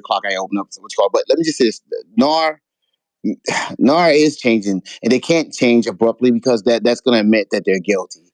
Okay, and that's what it's going to do. It's going to admit guilt if they change anything. What they're saying is like, oh, they changed their language before this happened, and when they changed their language, subtly changed their language, they're saying that our language already allows for that, and maybe our agents were misinterpreting that. Is what they're going to try to pass off. Okay, that our agents were misinterpreting that. NAR has always been consumer friendly, so. I got to say this right here. I get what's happening. It's hard to this is guys. Listen to me. This is an antitrust lawsuit. They're saying consumers were hurt. They're not going to allow these practices to stay in place. And another thing, NAR is in the middle of collecting dues. Probably the last dues and fusion they're going to get before they have to pivot. And you guys are sitting here saying, "Oh no, they got law." These are the people that hung you guys out to dry. Okay, the president, they like, and people are like, "Oh, that's not why the president quit. He quit right after the verdict." And people in the chat like, "Oh, that's not why the president quit." Of course, that he had other things he was dealing with. But it's coincidental that he quit right after the verdict. It's coincidental that they bought follow-up bonds. Nah, brother. I'm gonna tell you the reason why. I'm gonna tell you Right. I'm gonna tell you one of the reasons why he was in hot water, because NAR has he was entangled in a situation to where there was a sexual misconduct. I mean, this is this was just a killing blow, man. He's been in there for 30 years too. So with all of this, I would retire too after 30 years. Yeah, but why after this law? That's what I'm trying to tell you. You guys, nothing is coincidental. Okay, that's fine. If you guys want to believe that, that's fine. Okay, what's going to happen is NAR is going to screw each and every one of you over, and by the time you guys realize it's going to be Christmas, and I'm going to tell you something, there's going to be a lot of agents that's going to have that sick, empty pit in their stomach around Christmas time. Okay, after NAR collected they're what you call it, and they put out stuff because they're trying to settle. Okay, and they don't have much to offer up. Let's go. Let me ask you a question before we pivot to other people. Jonathan, yes or no? Do you believe that National Association of Realtors? Okay, make sure you clip this right now, man. Y'all get your clipping scissors ready. Ian, make sure you have your phone ready because I want to record Jonathan saying this. Do you believe that NAR is going to be out of business by 2025 January? Yes or no? No, I think they're going to reinvent themselves, and NAR as we know it, representing realtors, I believe so. Exclusively, they're going to become more consumer based. They're going to open the MLS up, and they're going to make if they survive these lawsuits, okay, they're going to pivot more towards the consumers to have access to MLS and all this other stuff. They're going to stay there, let people get. They're going to reduce your dues, your fees, okay, to keep you guys there. But NAR, as it exists right now, is not going to exist like this in 2025. Absolutely not. But they will. That name will survive. Yeah, I heard that, bro, straight from Jonathan Bingus, right? The warrior monk of BS. All right, so who else wants to jump in, man? Let me do a quick room reset. You guys are in the Winning Real Estate House, man. If you guys are enjoying this conversation, put a fire emoji in the chat because we're gonna keep rolling like a honey bun. And today we're talking about death of real estate agents, $5 billion NAR lawsuit. Okay, let me read this real quick as you guys are doing that. Thank you guys for joining us on Twitter Spaces. Click the link above my head right now, guys, because we are still going to be having conversations like this in the future. So for those of you who are on Twitter Spaces, do me a favor, click the link above my head. You will see the SITREP YouTube where you'll see me live and in color so you can come back and listen to this information. And then also we have stuff. We talk about a bunch of stuff, guys. Listen. We talk about 5 pillars of generational wealth. We talk about the VA loan masterclass. We talk about how to underwrite properties. We talk about all types of crazy stuff. But this is hot news right now, and we want to talk about this. And what's interesting, let me read this as you guys are subscribing to the YouTube channel. Once you have done that, put a 1 in the chat, and on Twitter Spaces, retweet the space. Okay, do me a favor and retweet this space because that's going to help us grow and let people know that we're here. Jonathan and I will be rocking out on a regular basis on YouTube and Twitter and Clubhouse. Okay, on a regular basis, Monday through Friday. I will be a guest mod on Wednesdays, and on Tuesdays and Thursdays, 9 a.m. Pacific Standard Time. I will be kicking it like a sensei and teaching how to pivot around this market. Now, let me read this real quick before we go on to the next speaker, because I see a couple of real estate professionals that just joined the space. I see my brother Stack Pack in the building. Shout out to Stack Pack. If you guys want to get your social media on fleek, okay, hit up Stack Pack, baby. Let's go. All right. And then I see Luis here. All right. What's up, brother? How you doing, man? Happy holidays. Man, we going. Let's go up, Anthony. What we doing? Let's do it. Indeed. I'm gonna come back to you, man, because I want to read this. I want people to know who you are and what you do. But check this out, guys. Let me read this. This is interesting that I looked over. Okay, it says, "What's the status with the Department of Justice?" And it says, "What's the status with the Department of Justice? And has anything changed with this verdict?" Okay, now listen to this. We reached an agreement with the DOJ nearly 2 years ago. What does that tell y'all? What does that tell y'all? Don't do it. Don't do it. Don't do it. Don't do it. What does that There's tell? an update on that. Wait. What is that? Wait. What does that tell y'all? We reached an agreement with the Department of Justice nearly 2 years ago. NAR has upheld our end of the agreement. Okay. And we expect the Department of Justice to do the same as affirmed by a federal court's careful ruling. This is a separate matter from the case of Burnett versus NAR. Now, okay, we reached an agreement with the DOJ nearly 2 years ago. What does that say to y'all? I'm going to pass the mic to Luis Estrella. Luis, are you here? What do you think? Hey, Tony, before you do that, cause I got to leave. I got to do a room. I want to say this. Just a quick update, okay? The DOJ has applied to have that agreement tossed. Okay, that's what I want to tell you guys. They applied to have that agreement tossed based on the evidence that they received in this trial. So the DOJ is now, or they applied to reopen their investigation into NAR based on the evidence, and that is all over the place as well. So I want to share that with you. That's why they addressed that as well, because the DOJ, as soon as the verdict handed out, okay, they also when they put that other lawsuit in. The DOJ also made a statement saying that they're going to continue their investigation. So they already applied to open their investigation and get out of that agreement to go after NAR. I forgot to tell you that. Thank you. Yeah, I hear you, Jonathan. Post a link in the chat if I could read that, if you can. Luis, are you here? Yes, sir. What do you think about this, man? Do you think the buyer's agencies is going to go away? I think the need and necessity for us to represent what our value is and is going to change, man. Like we have to increase our overall communication, our overall customer service, I think it's going to change dramatically, bro. I'm not going to specifically because let's hear it this way. In New York City, already made a drastic ruling, whereas sellers agents are not allowed to compensate buyers agents. So that already happened, right? That goes into effect as of January 1st, which means essentially that the buyer's agent is going to have to be negotiating whatever their possible commissions are with the seller directly, right? Or get that commission payoff from their client. I know that there are certain states across the country that already enacted buyers agents being represented or paid out by the buyers. And I think with the real estate industry as it stands right now, with the higher interest rates, affordability of housing, I think we're going to have to structure our commission in a much more creative way. So I'm not one to kind of ring the alarm and fear monger and say real estate as we know it is in the shitter. I'm really not that type of person. But I do know overall consumer perception is at an all-time low as far as what our possible valuation is. So we as individuals are going to have to increase the way we do things and shore things up from our perspective. That's very well put. And I say the same thing. The year of you going to you work at the Piggly Wiggly and you getting the real estate license and standing in front of a house that's not yours and then saying, "Hey, use me as a buyer," that's gone. That's done.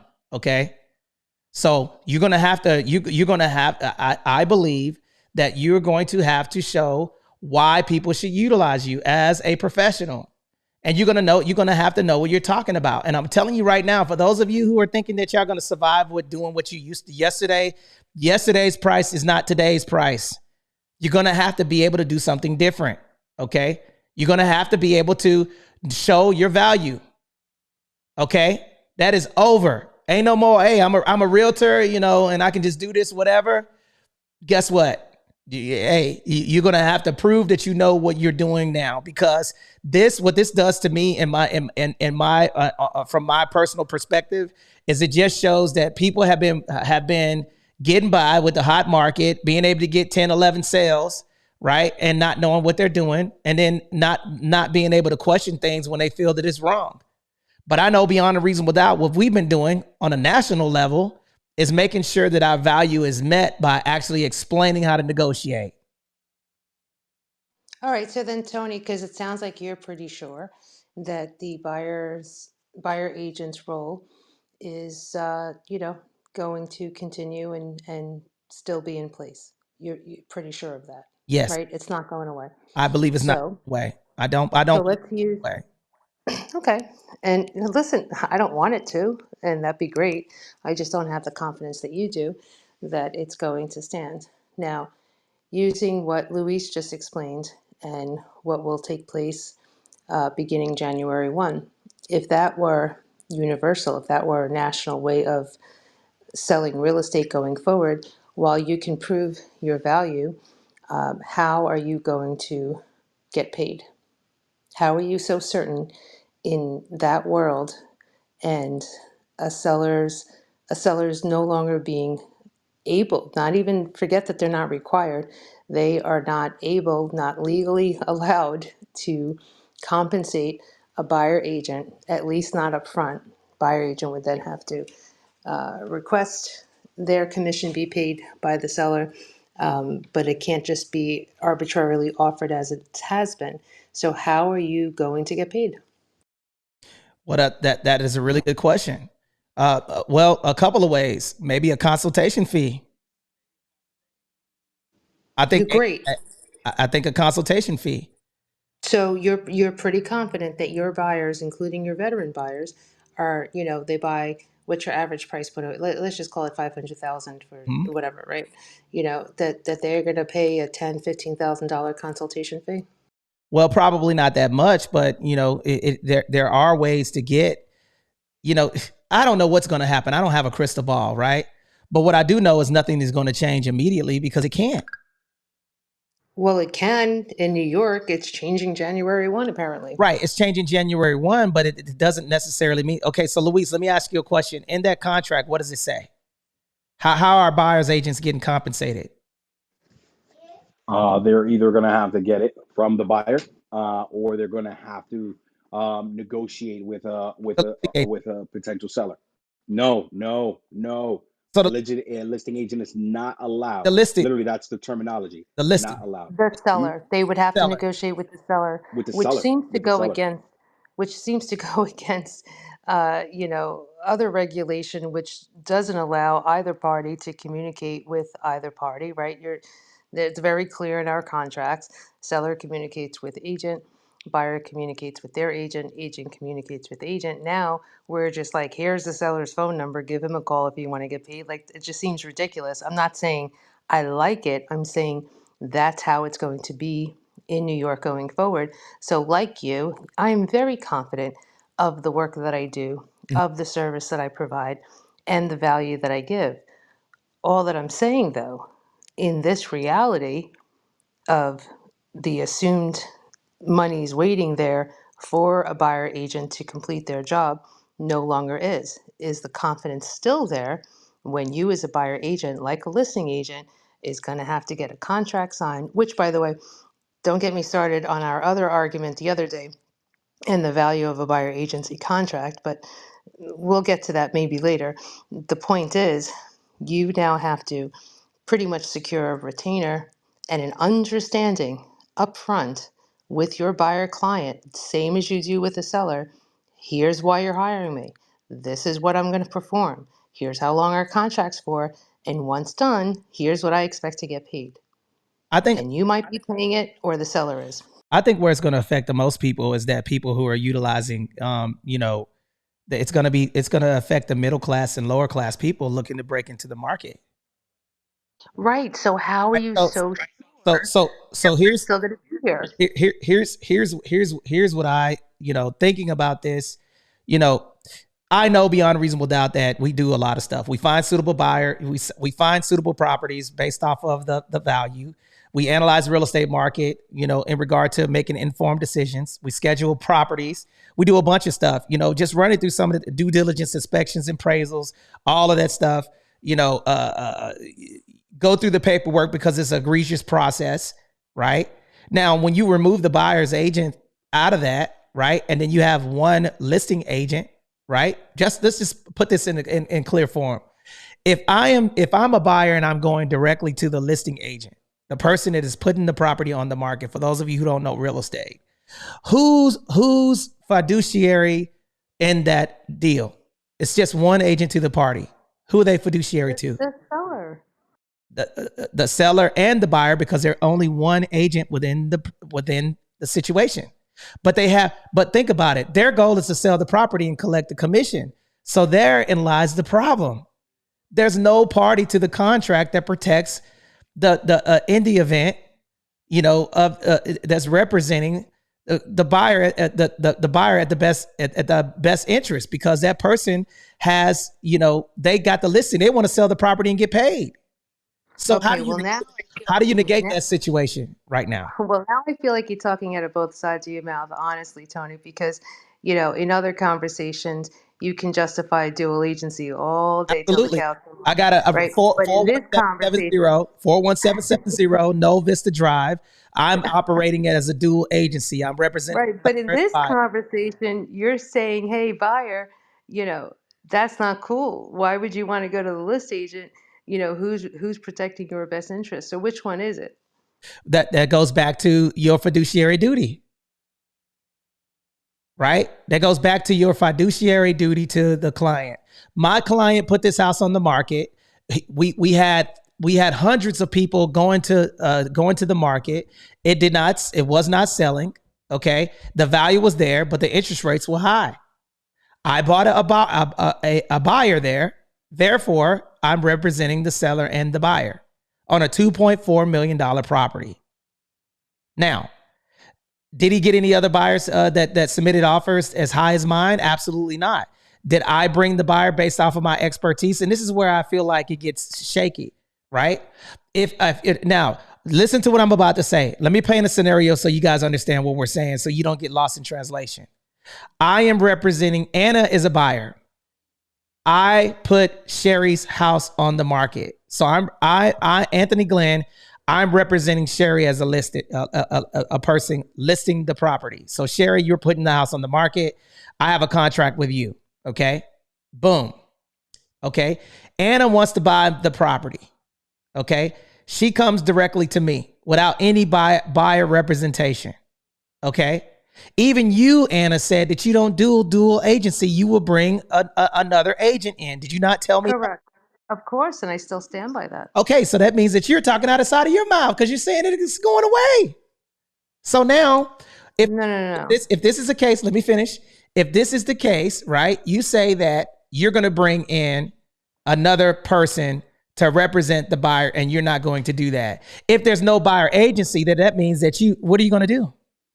So I don't bring in another agent for the buyer. I explain to the buyer, who is a consumer, not my client, here are their choices as it stood thus far with what our laws are.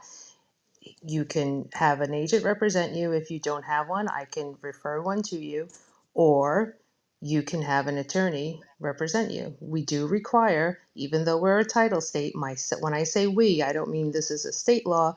I mean we, in agreement with my seller, require that you, the buyer consumer, have an attorney review your contract before sending it back to me, because I'm not going to negotiate with a consumer. It's a lawsuit waiting to happen. So I don't tell them what to do or how to do it. I explain to them agency that I represent. Can you run that back real quick? I want you to say this real quick so people hear this Yeah, loud and clear. I represent the seller. You represent the seller, and A buyer can you don't negotiate with a consumer directly. Absolutely not. Okay, so who do you negotiate with? The attorney. That's why we require an attorney. Okay. If they don't want an agent. Anna, I got you. This is where the language gets. This is where I threw that little bait out there, and you took the bait. You don't negotiate with nothing because you don't negotiate with nobody as an agent. It's just consumers negotiating with each other. You're facilitating negotiation. It's not consumers negotiating with each other. It's agents negotiating on the consumer's behalf or the client's behalf. That is not true, Anna. We don't negotiate nothing. I don't understand how you see it that way. Agents, put a 1 in the chat if y'all understand what I'm saying. Luis, Leah, do we negotiate as agents? Yes or no? Of course.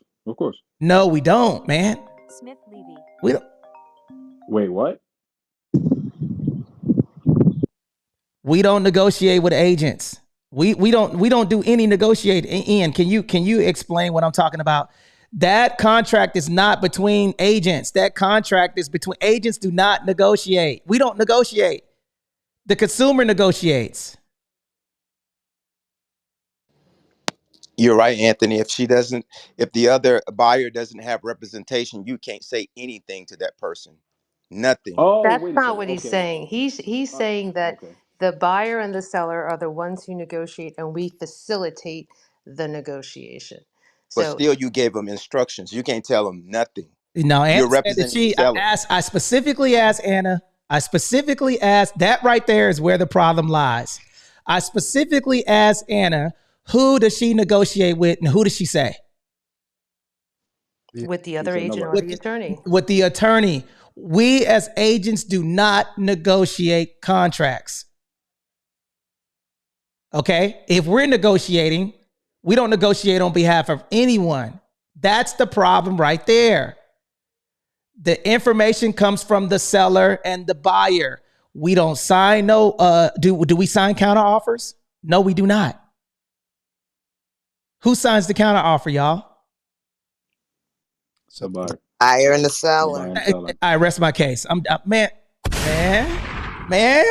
Anna, I got you on the hook. You got me. I got you back, Jack.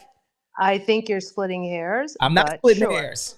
Okay, sure. So let's use the word facilitate or represent, right? I only represent my seller. I do not also represent the buyer. I choose not to, even though it's allowed in the state of Pennsylvania. I prefer not to do it. And in the cases where I also have a buyer, I always have the listing first. If I have a listing that one of my buyers wants to see, I will show it to them. If they want to make an offer, I then refer them to another agent in my organization, Now, right? That's it. again, Can I say something? yes, go ahead, jump in. And herein lies the problem to me in the current system. Because I, as a consumer, shouldn't have to hire two agents, a lawyer, a title company, and a bank to purchase a home. I should be able to go to one realtor who writes the contract. I send it to and send it to the title company of my choice. I select my lender. I don't believe we need all that. If I need anything more than that, then instead of me being forced to pay 3% of the sales price to someone, if I need additional resources, I should be able to control how those resources are going to be spent and who I'm going to utilize to to to help me. Now, put a 1 in the chat if you agree with that. Put a 2 in the chat on Twitter Spaces and Clubhouse. Put a 1 in the chat if you agree with that. Put a 2 in the chat if you disagree with that. And Helen, in theory, I agree with you. It should be that simple. Yet, if we look at the lawsuits, if you look at the grievance committee and the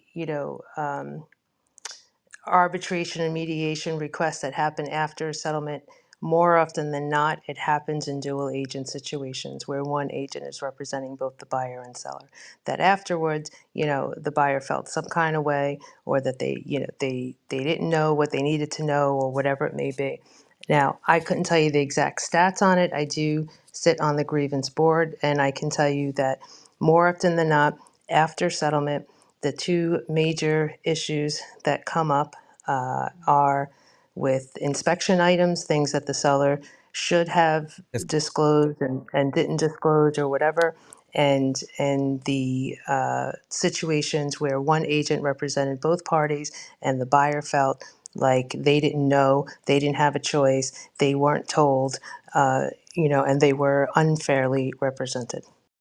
Now, And see, here's here's my thing with that is that I think the realtor who's getting paid to close a sales transaction, they should be responsible for everything that happens in that transaction as it relates to that property.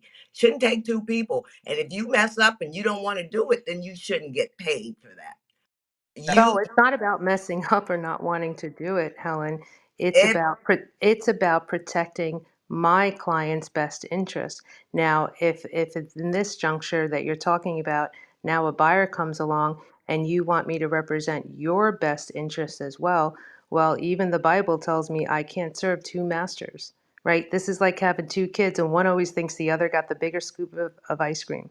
At the end of the day, that's the reality that it comes to. It should be nice that it would be fair. It'd be great too if when people got divorced, they all went through mediation instead of giving all their money to the attorney so they can fight it out and figure out who's going to keep the dog, right? But here they are spending all that money to fight till the death. In real estate, not to that degree. In somewhat, I'm just trying to give you an analogy so that you can understand why it would be that it isn't necessarily in the best interest of a homeowner to allow that same agent to represent the buyer, right? Because now at that point, now you have a fiduciary to both. And in reality, now what you're doing is minimizing my ability to represent solely your best interest.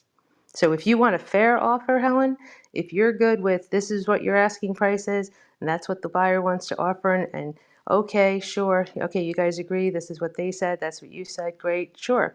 And then they come and do their inspections. And by the way, the buyers want a $20,000 credit because they found all this stuff, Helen, right? What's Helen really going to do in that situation? Helen's going to be like, hell no, you better fight for my, right, and get them to accept only this much or nothing at all, or go back to the other buyer who is going to make an offer and see what they, right? I'm working on your behalf. I'm trying to keep you and protect your largest investment. What's a So in mediator? theory, I hear you. What's a, You want a mediator to just play nice and do it all fair. That's what you're saying initially and in this instance. But when it's in reality and you're selling the largest asset that you own, you're going to want something different. and let me say this real quick, guys, and I want to say this, and I want to move the mic around, guys. Listen, who was that lady that was asking that question about the one realtor? What's your name? Helen. Helen, let me ask you a question. Do you want a when you come to your house? Okay, you have you have plumbing, don't you, in your house? Absolutely. You got heating in your house? Absolutely. Do you want an HVAC person working on your plumbing?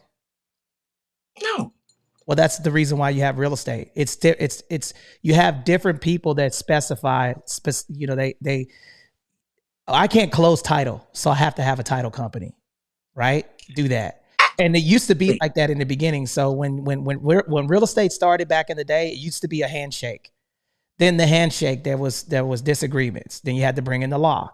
Then before that, then you had the contract, a one-page contract transferring assets one person to another. Then there was situations with that. So they brought in more and more parties, and we are where we are today.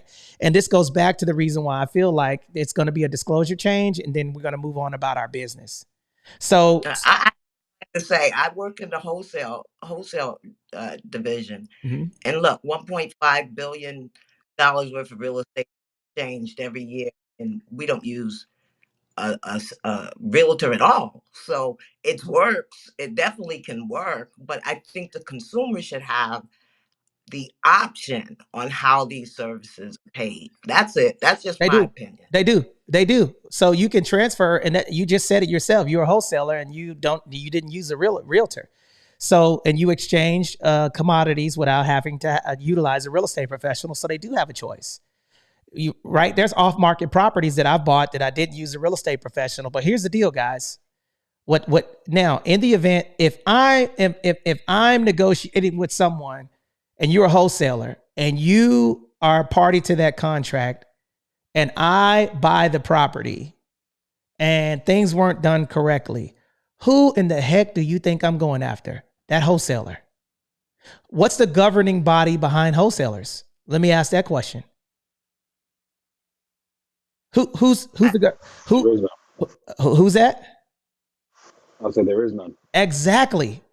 So when you guys are talking about this stuff, you got to look at this like, yeah, go ahead and go out there and get a wholesaler to sell you a property, and then now you have an organization that I can go after directly with nobody with no governing body to go after.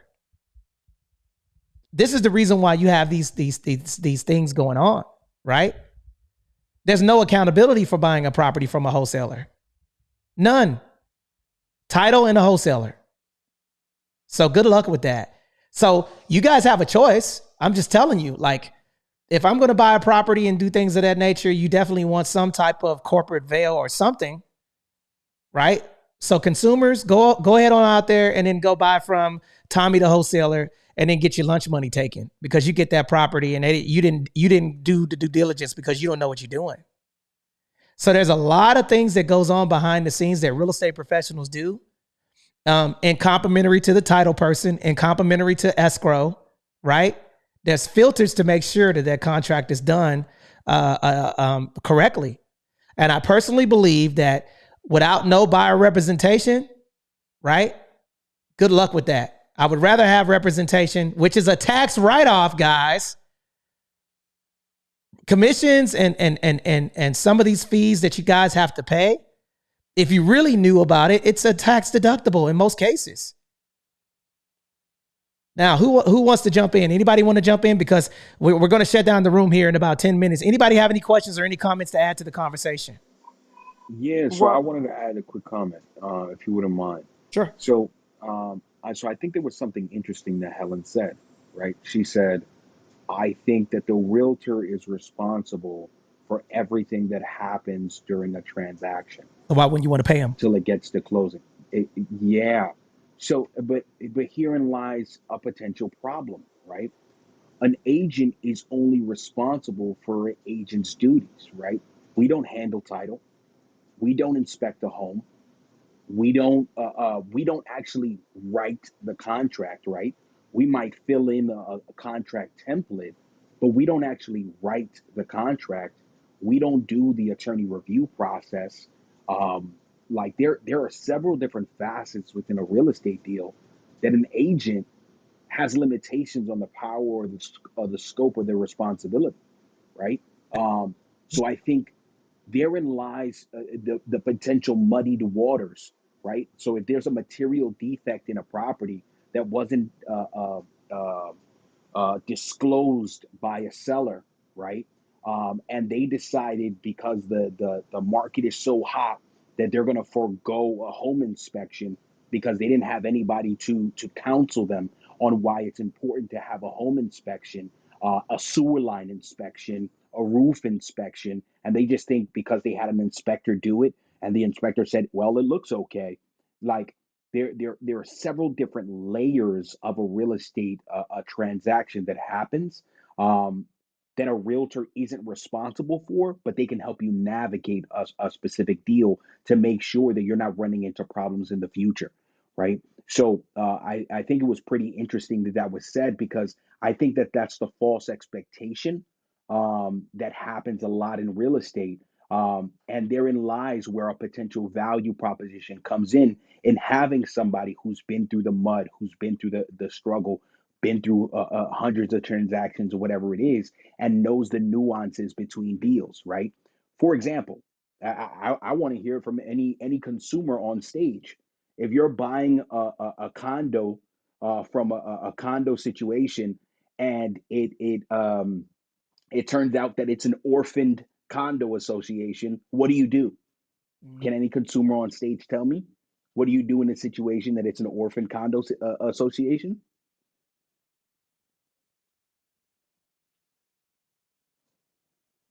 Okay, I'll take those crickets as an answer. Therein lies where the proper guidance and person in your situation and person in your corner can help make the difference in a deal. So I'm gonna go on mute.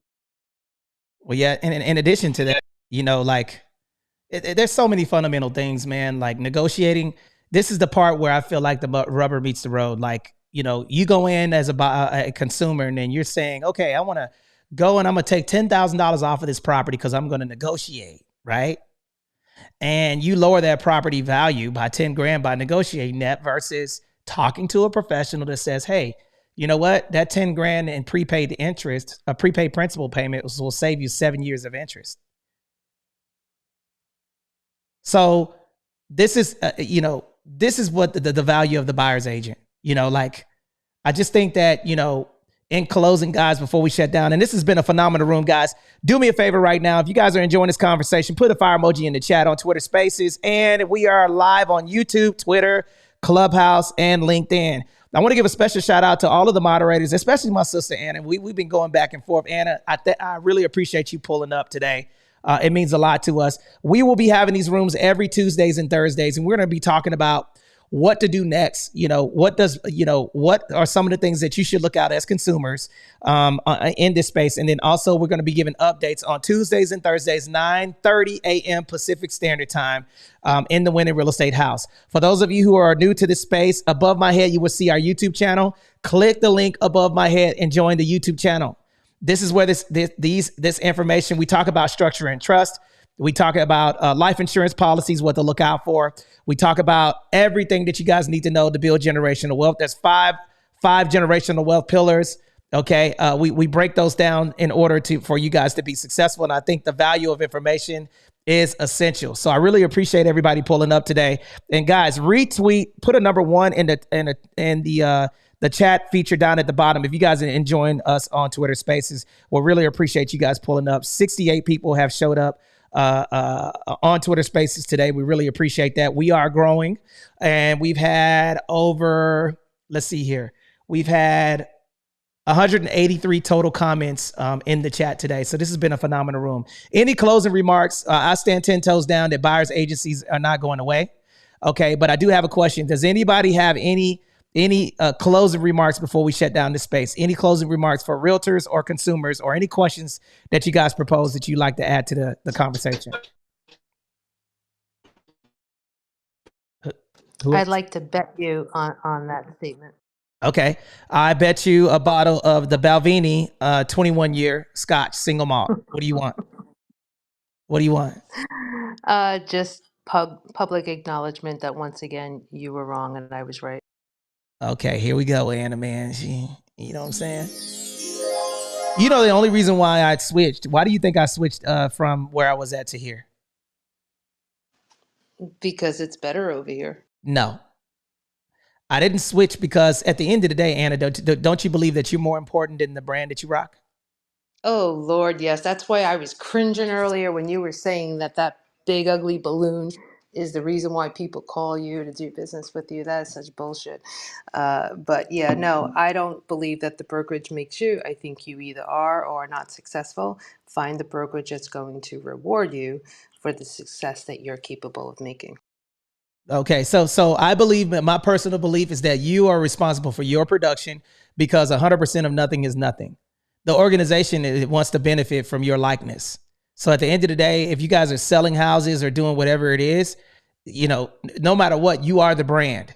Okay, doesn't matter what brand it is. And then think about it. The reason why people have brands is because just like I'm rocking my winning real estate merch right now on my head is because it's mine. It's my intellectual property. I created it. I trademarked it. It is me. Anthony Glenn II is a brand. Now, the question that I want to say is who's elevating your brand? You're never going to be bigger than a brand that you represent. Okay. Now you can leverage the brand to expand your message, but at the end of the day, it's you. The only reason why I went to where I am is because of my partnership with 10X Vets. That's it. Otherwise, Anthony. And I know it was in the back of your mind going, Dan, does it have to be that brokerage? Then I got to tell Anna she was right. Man, the only reason why, and I understand, you know, like, you know, at the end of the day, you know, even if you're with a team and you have teammates, I'm going to tell you something. You know, you have to have a leader. The leader has to be capable. And at the end of the day, everybody works interchangeable for one goal. And my goal was to elevate and educate people on the VA loans and expand my business. And the catalyst that I have is the Cardone brand that has decided to partner with us with 10X Vets. And I would not have been able to have the same reach if it wasn't for that. And they actually want to help. So guess what? I was already doing what we were doing, and we were already kicking ass with Veteran Homeowners Club. Okay. And our nonprofit, our TC our transaction coordinator company, and the Glenn Group. You know, Remax was a fictitious business name. So to elevate what we're doing, it's just in alignment with what we're doing. So Anna, I appreciate It's a really expensive franchise fee, but you know, we don't have to talk about that. Yeah, it was expensive. I'm not gonna lie. Right. That's all it is. Like, and then that's why all I'm saying, and I want to encourage the realtors here in the room. I don't need to say what brokerage I'm with. That's not the point. All I'm asking you to do is to take a look.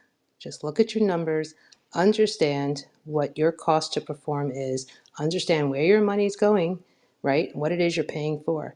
And if you're paying too much, and especially if you're expecting to get paid even less because of these industry changes or sell fewer homes, how are you going to sustain? Like, do you know your numbers? It is just imperative that you understand that you're running a business. You're not just a salesperson. You are not in Nordstrom's. You're not selling blouses. You're selling houses. Like, this is a very different game. And you just got to get behind those numbers and understand what it's costing you to even be in this industry. Absolutely, Anna. And thank you for that game. Guys, do me a favor, guys. If you guys enjoyed this conversation, please click the SITREP YouTube channel because you're helping us grow. We want to get, I like the structure of this conversation. I really appreciate everybody pulling up. And then also we're going to drop our Facebook group at the top too, so you guys can get in there. If you guys are looking to get referral-based business, you better listen to me. We are going to reach 21 million veterans with 10X Vets. If you want to be a part of that, you better subscribe to our YouTube channel and see how you can be a part of this movement, especially if buyer's agency is going to go away. You want to be able to diversify. And if you guys want to be a part of that, we'll tell you guys how. Bruno, Ian, anybody have any closing remarks? I'm going to put Ian, can you talk about 10X Vets as I'm putting the Facebook group at the top of the page? All right, everybody, 10X Vets. Here's our great opportunity to partner with us. We got signed up and partnered with Grant and Elena Cardone and their programs. So what we're going to be doing is offering a multitude of different aspects and value to the veteran community. One of those details is going to be our free VA loan masterclass. That's still coming to a theater near you across all platforms, but we have a bunch of other different opportunities to partner with veterans. We are going to be teaching vets how to buy and build better businesses. And first and foremost, we are going to be helping out the veteran spouse community as much as possible. Too often they get left behind in the dust while the veteran's out, doing their job. So we want to make sure that we can amplify their opportunities to grow and support their family as well. So if you stay tuned and listen to it more, it's going to be coming much more often. And we have another event coming up here on the 18th. If you want to learn more about that, go to 10xvets.org and we can help you out. And Tony, what's the number to text? Text WIN to 760-385-8211. I'll put it in the chat. Text your first and last name and WIN for that. And we do have a fulfillment event that we're going to be taking place on it. Listen, if you're a realtor and you're not diversified, I'm telling you right now, you're going to get crushed. Okay. So we are showing you guys how you'll be able to sustain in this market with what we're doing. Okay. Veterans don't lose their jobs. If you're trying to help us grow and you want to be a part of what we're doing, okay, I put the Facebook group at the top. Okay, click the link, get in the Facebook group, and we'll let you guys know about our process. We'll be in Hawaii. We're going to be talking to now. Sonny, are you there? Sonny, are you on stage? Okay, so check this out. On the 8th, 9th, and 10th, we'll be in Hawaii talking to 300 Navy personnel and service members about the VA home loan benefit. If that was you and you were associated with us and you are a realtor out there in Hawaii, you will be getting that business. Okay. So we'll be going to Virginia, Texas, Florida, North Carolina, South Carolina, Washington, teaching this information and then going on base and teaching this stuff. And then actually our mortgage company will qualify those people. And if you know VA loans and you're a part of our little program and you've been vetted and you have experience, then you will be getting those leads. Okay. So if you're interested in that, click the link above my head, join the Facebook group. Okay. And then in there, we'll be giving you guys notifications of when we'll be joining. So the SITREP YouTube is our YouTube channel and Win in Real Estate is our Facebook group. The link's at the top of my head. Thank you guys for coming out. Does anybody have any closing remarks? Anybody else before we shut down? Buyers agents aren't going away, y'all. All right. Anna, hey, Scotch, the Balvenie. Y'all heard this. We're making this bet right now, right? The Balvenie 21-year single malt Scotch. Okay. I bet Anna on stage and then, okay. So let's go to March of next year. Put a 1 in the chat if y'all heard her say that she believes different. Okay. Cause I want to make sure that I have this on record. Okay. And we want to make sure that we know all of this stuff. Okay. Anna. All right. I got it. All right. Well, you guys go and have an amazing day on purpose. We love you guys, and we'll see you guys Tuesday, 9 a.m. Pacific Standard Time with more information coming to a Clubhouse, YouTube, Twitter, and LinkedIn near you. Have a phenomenal day, guys.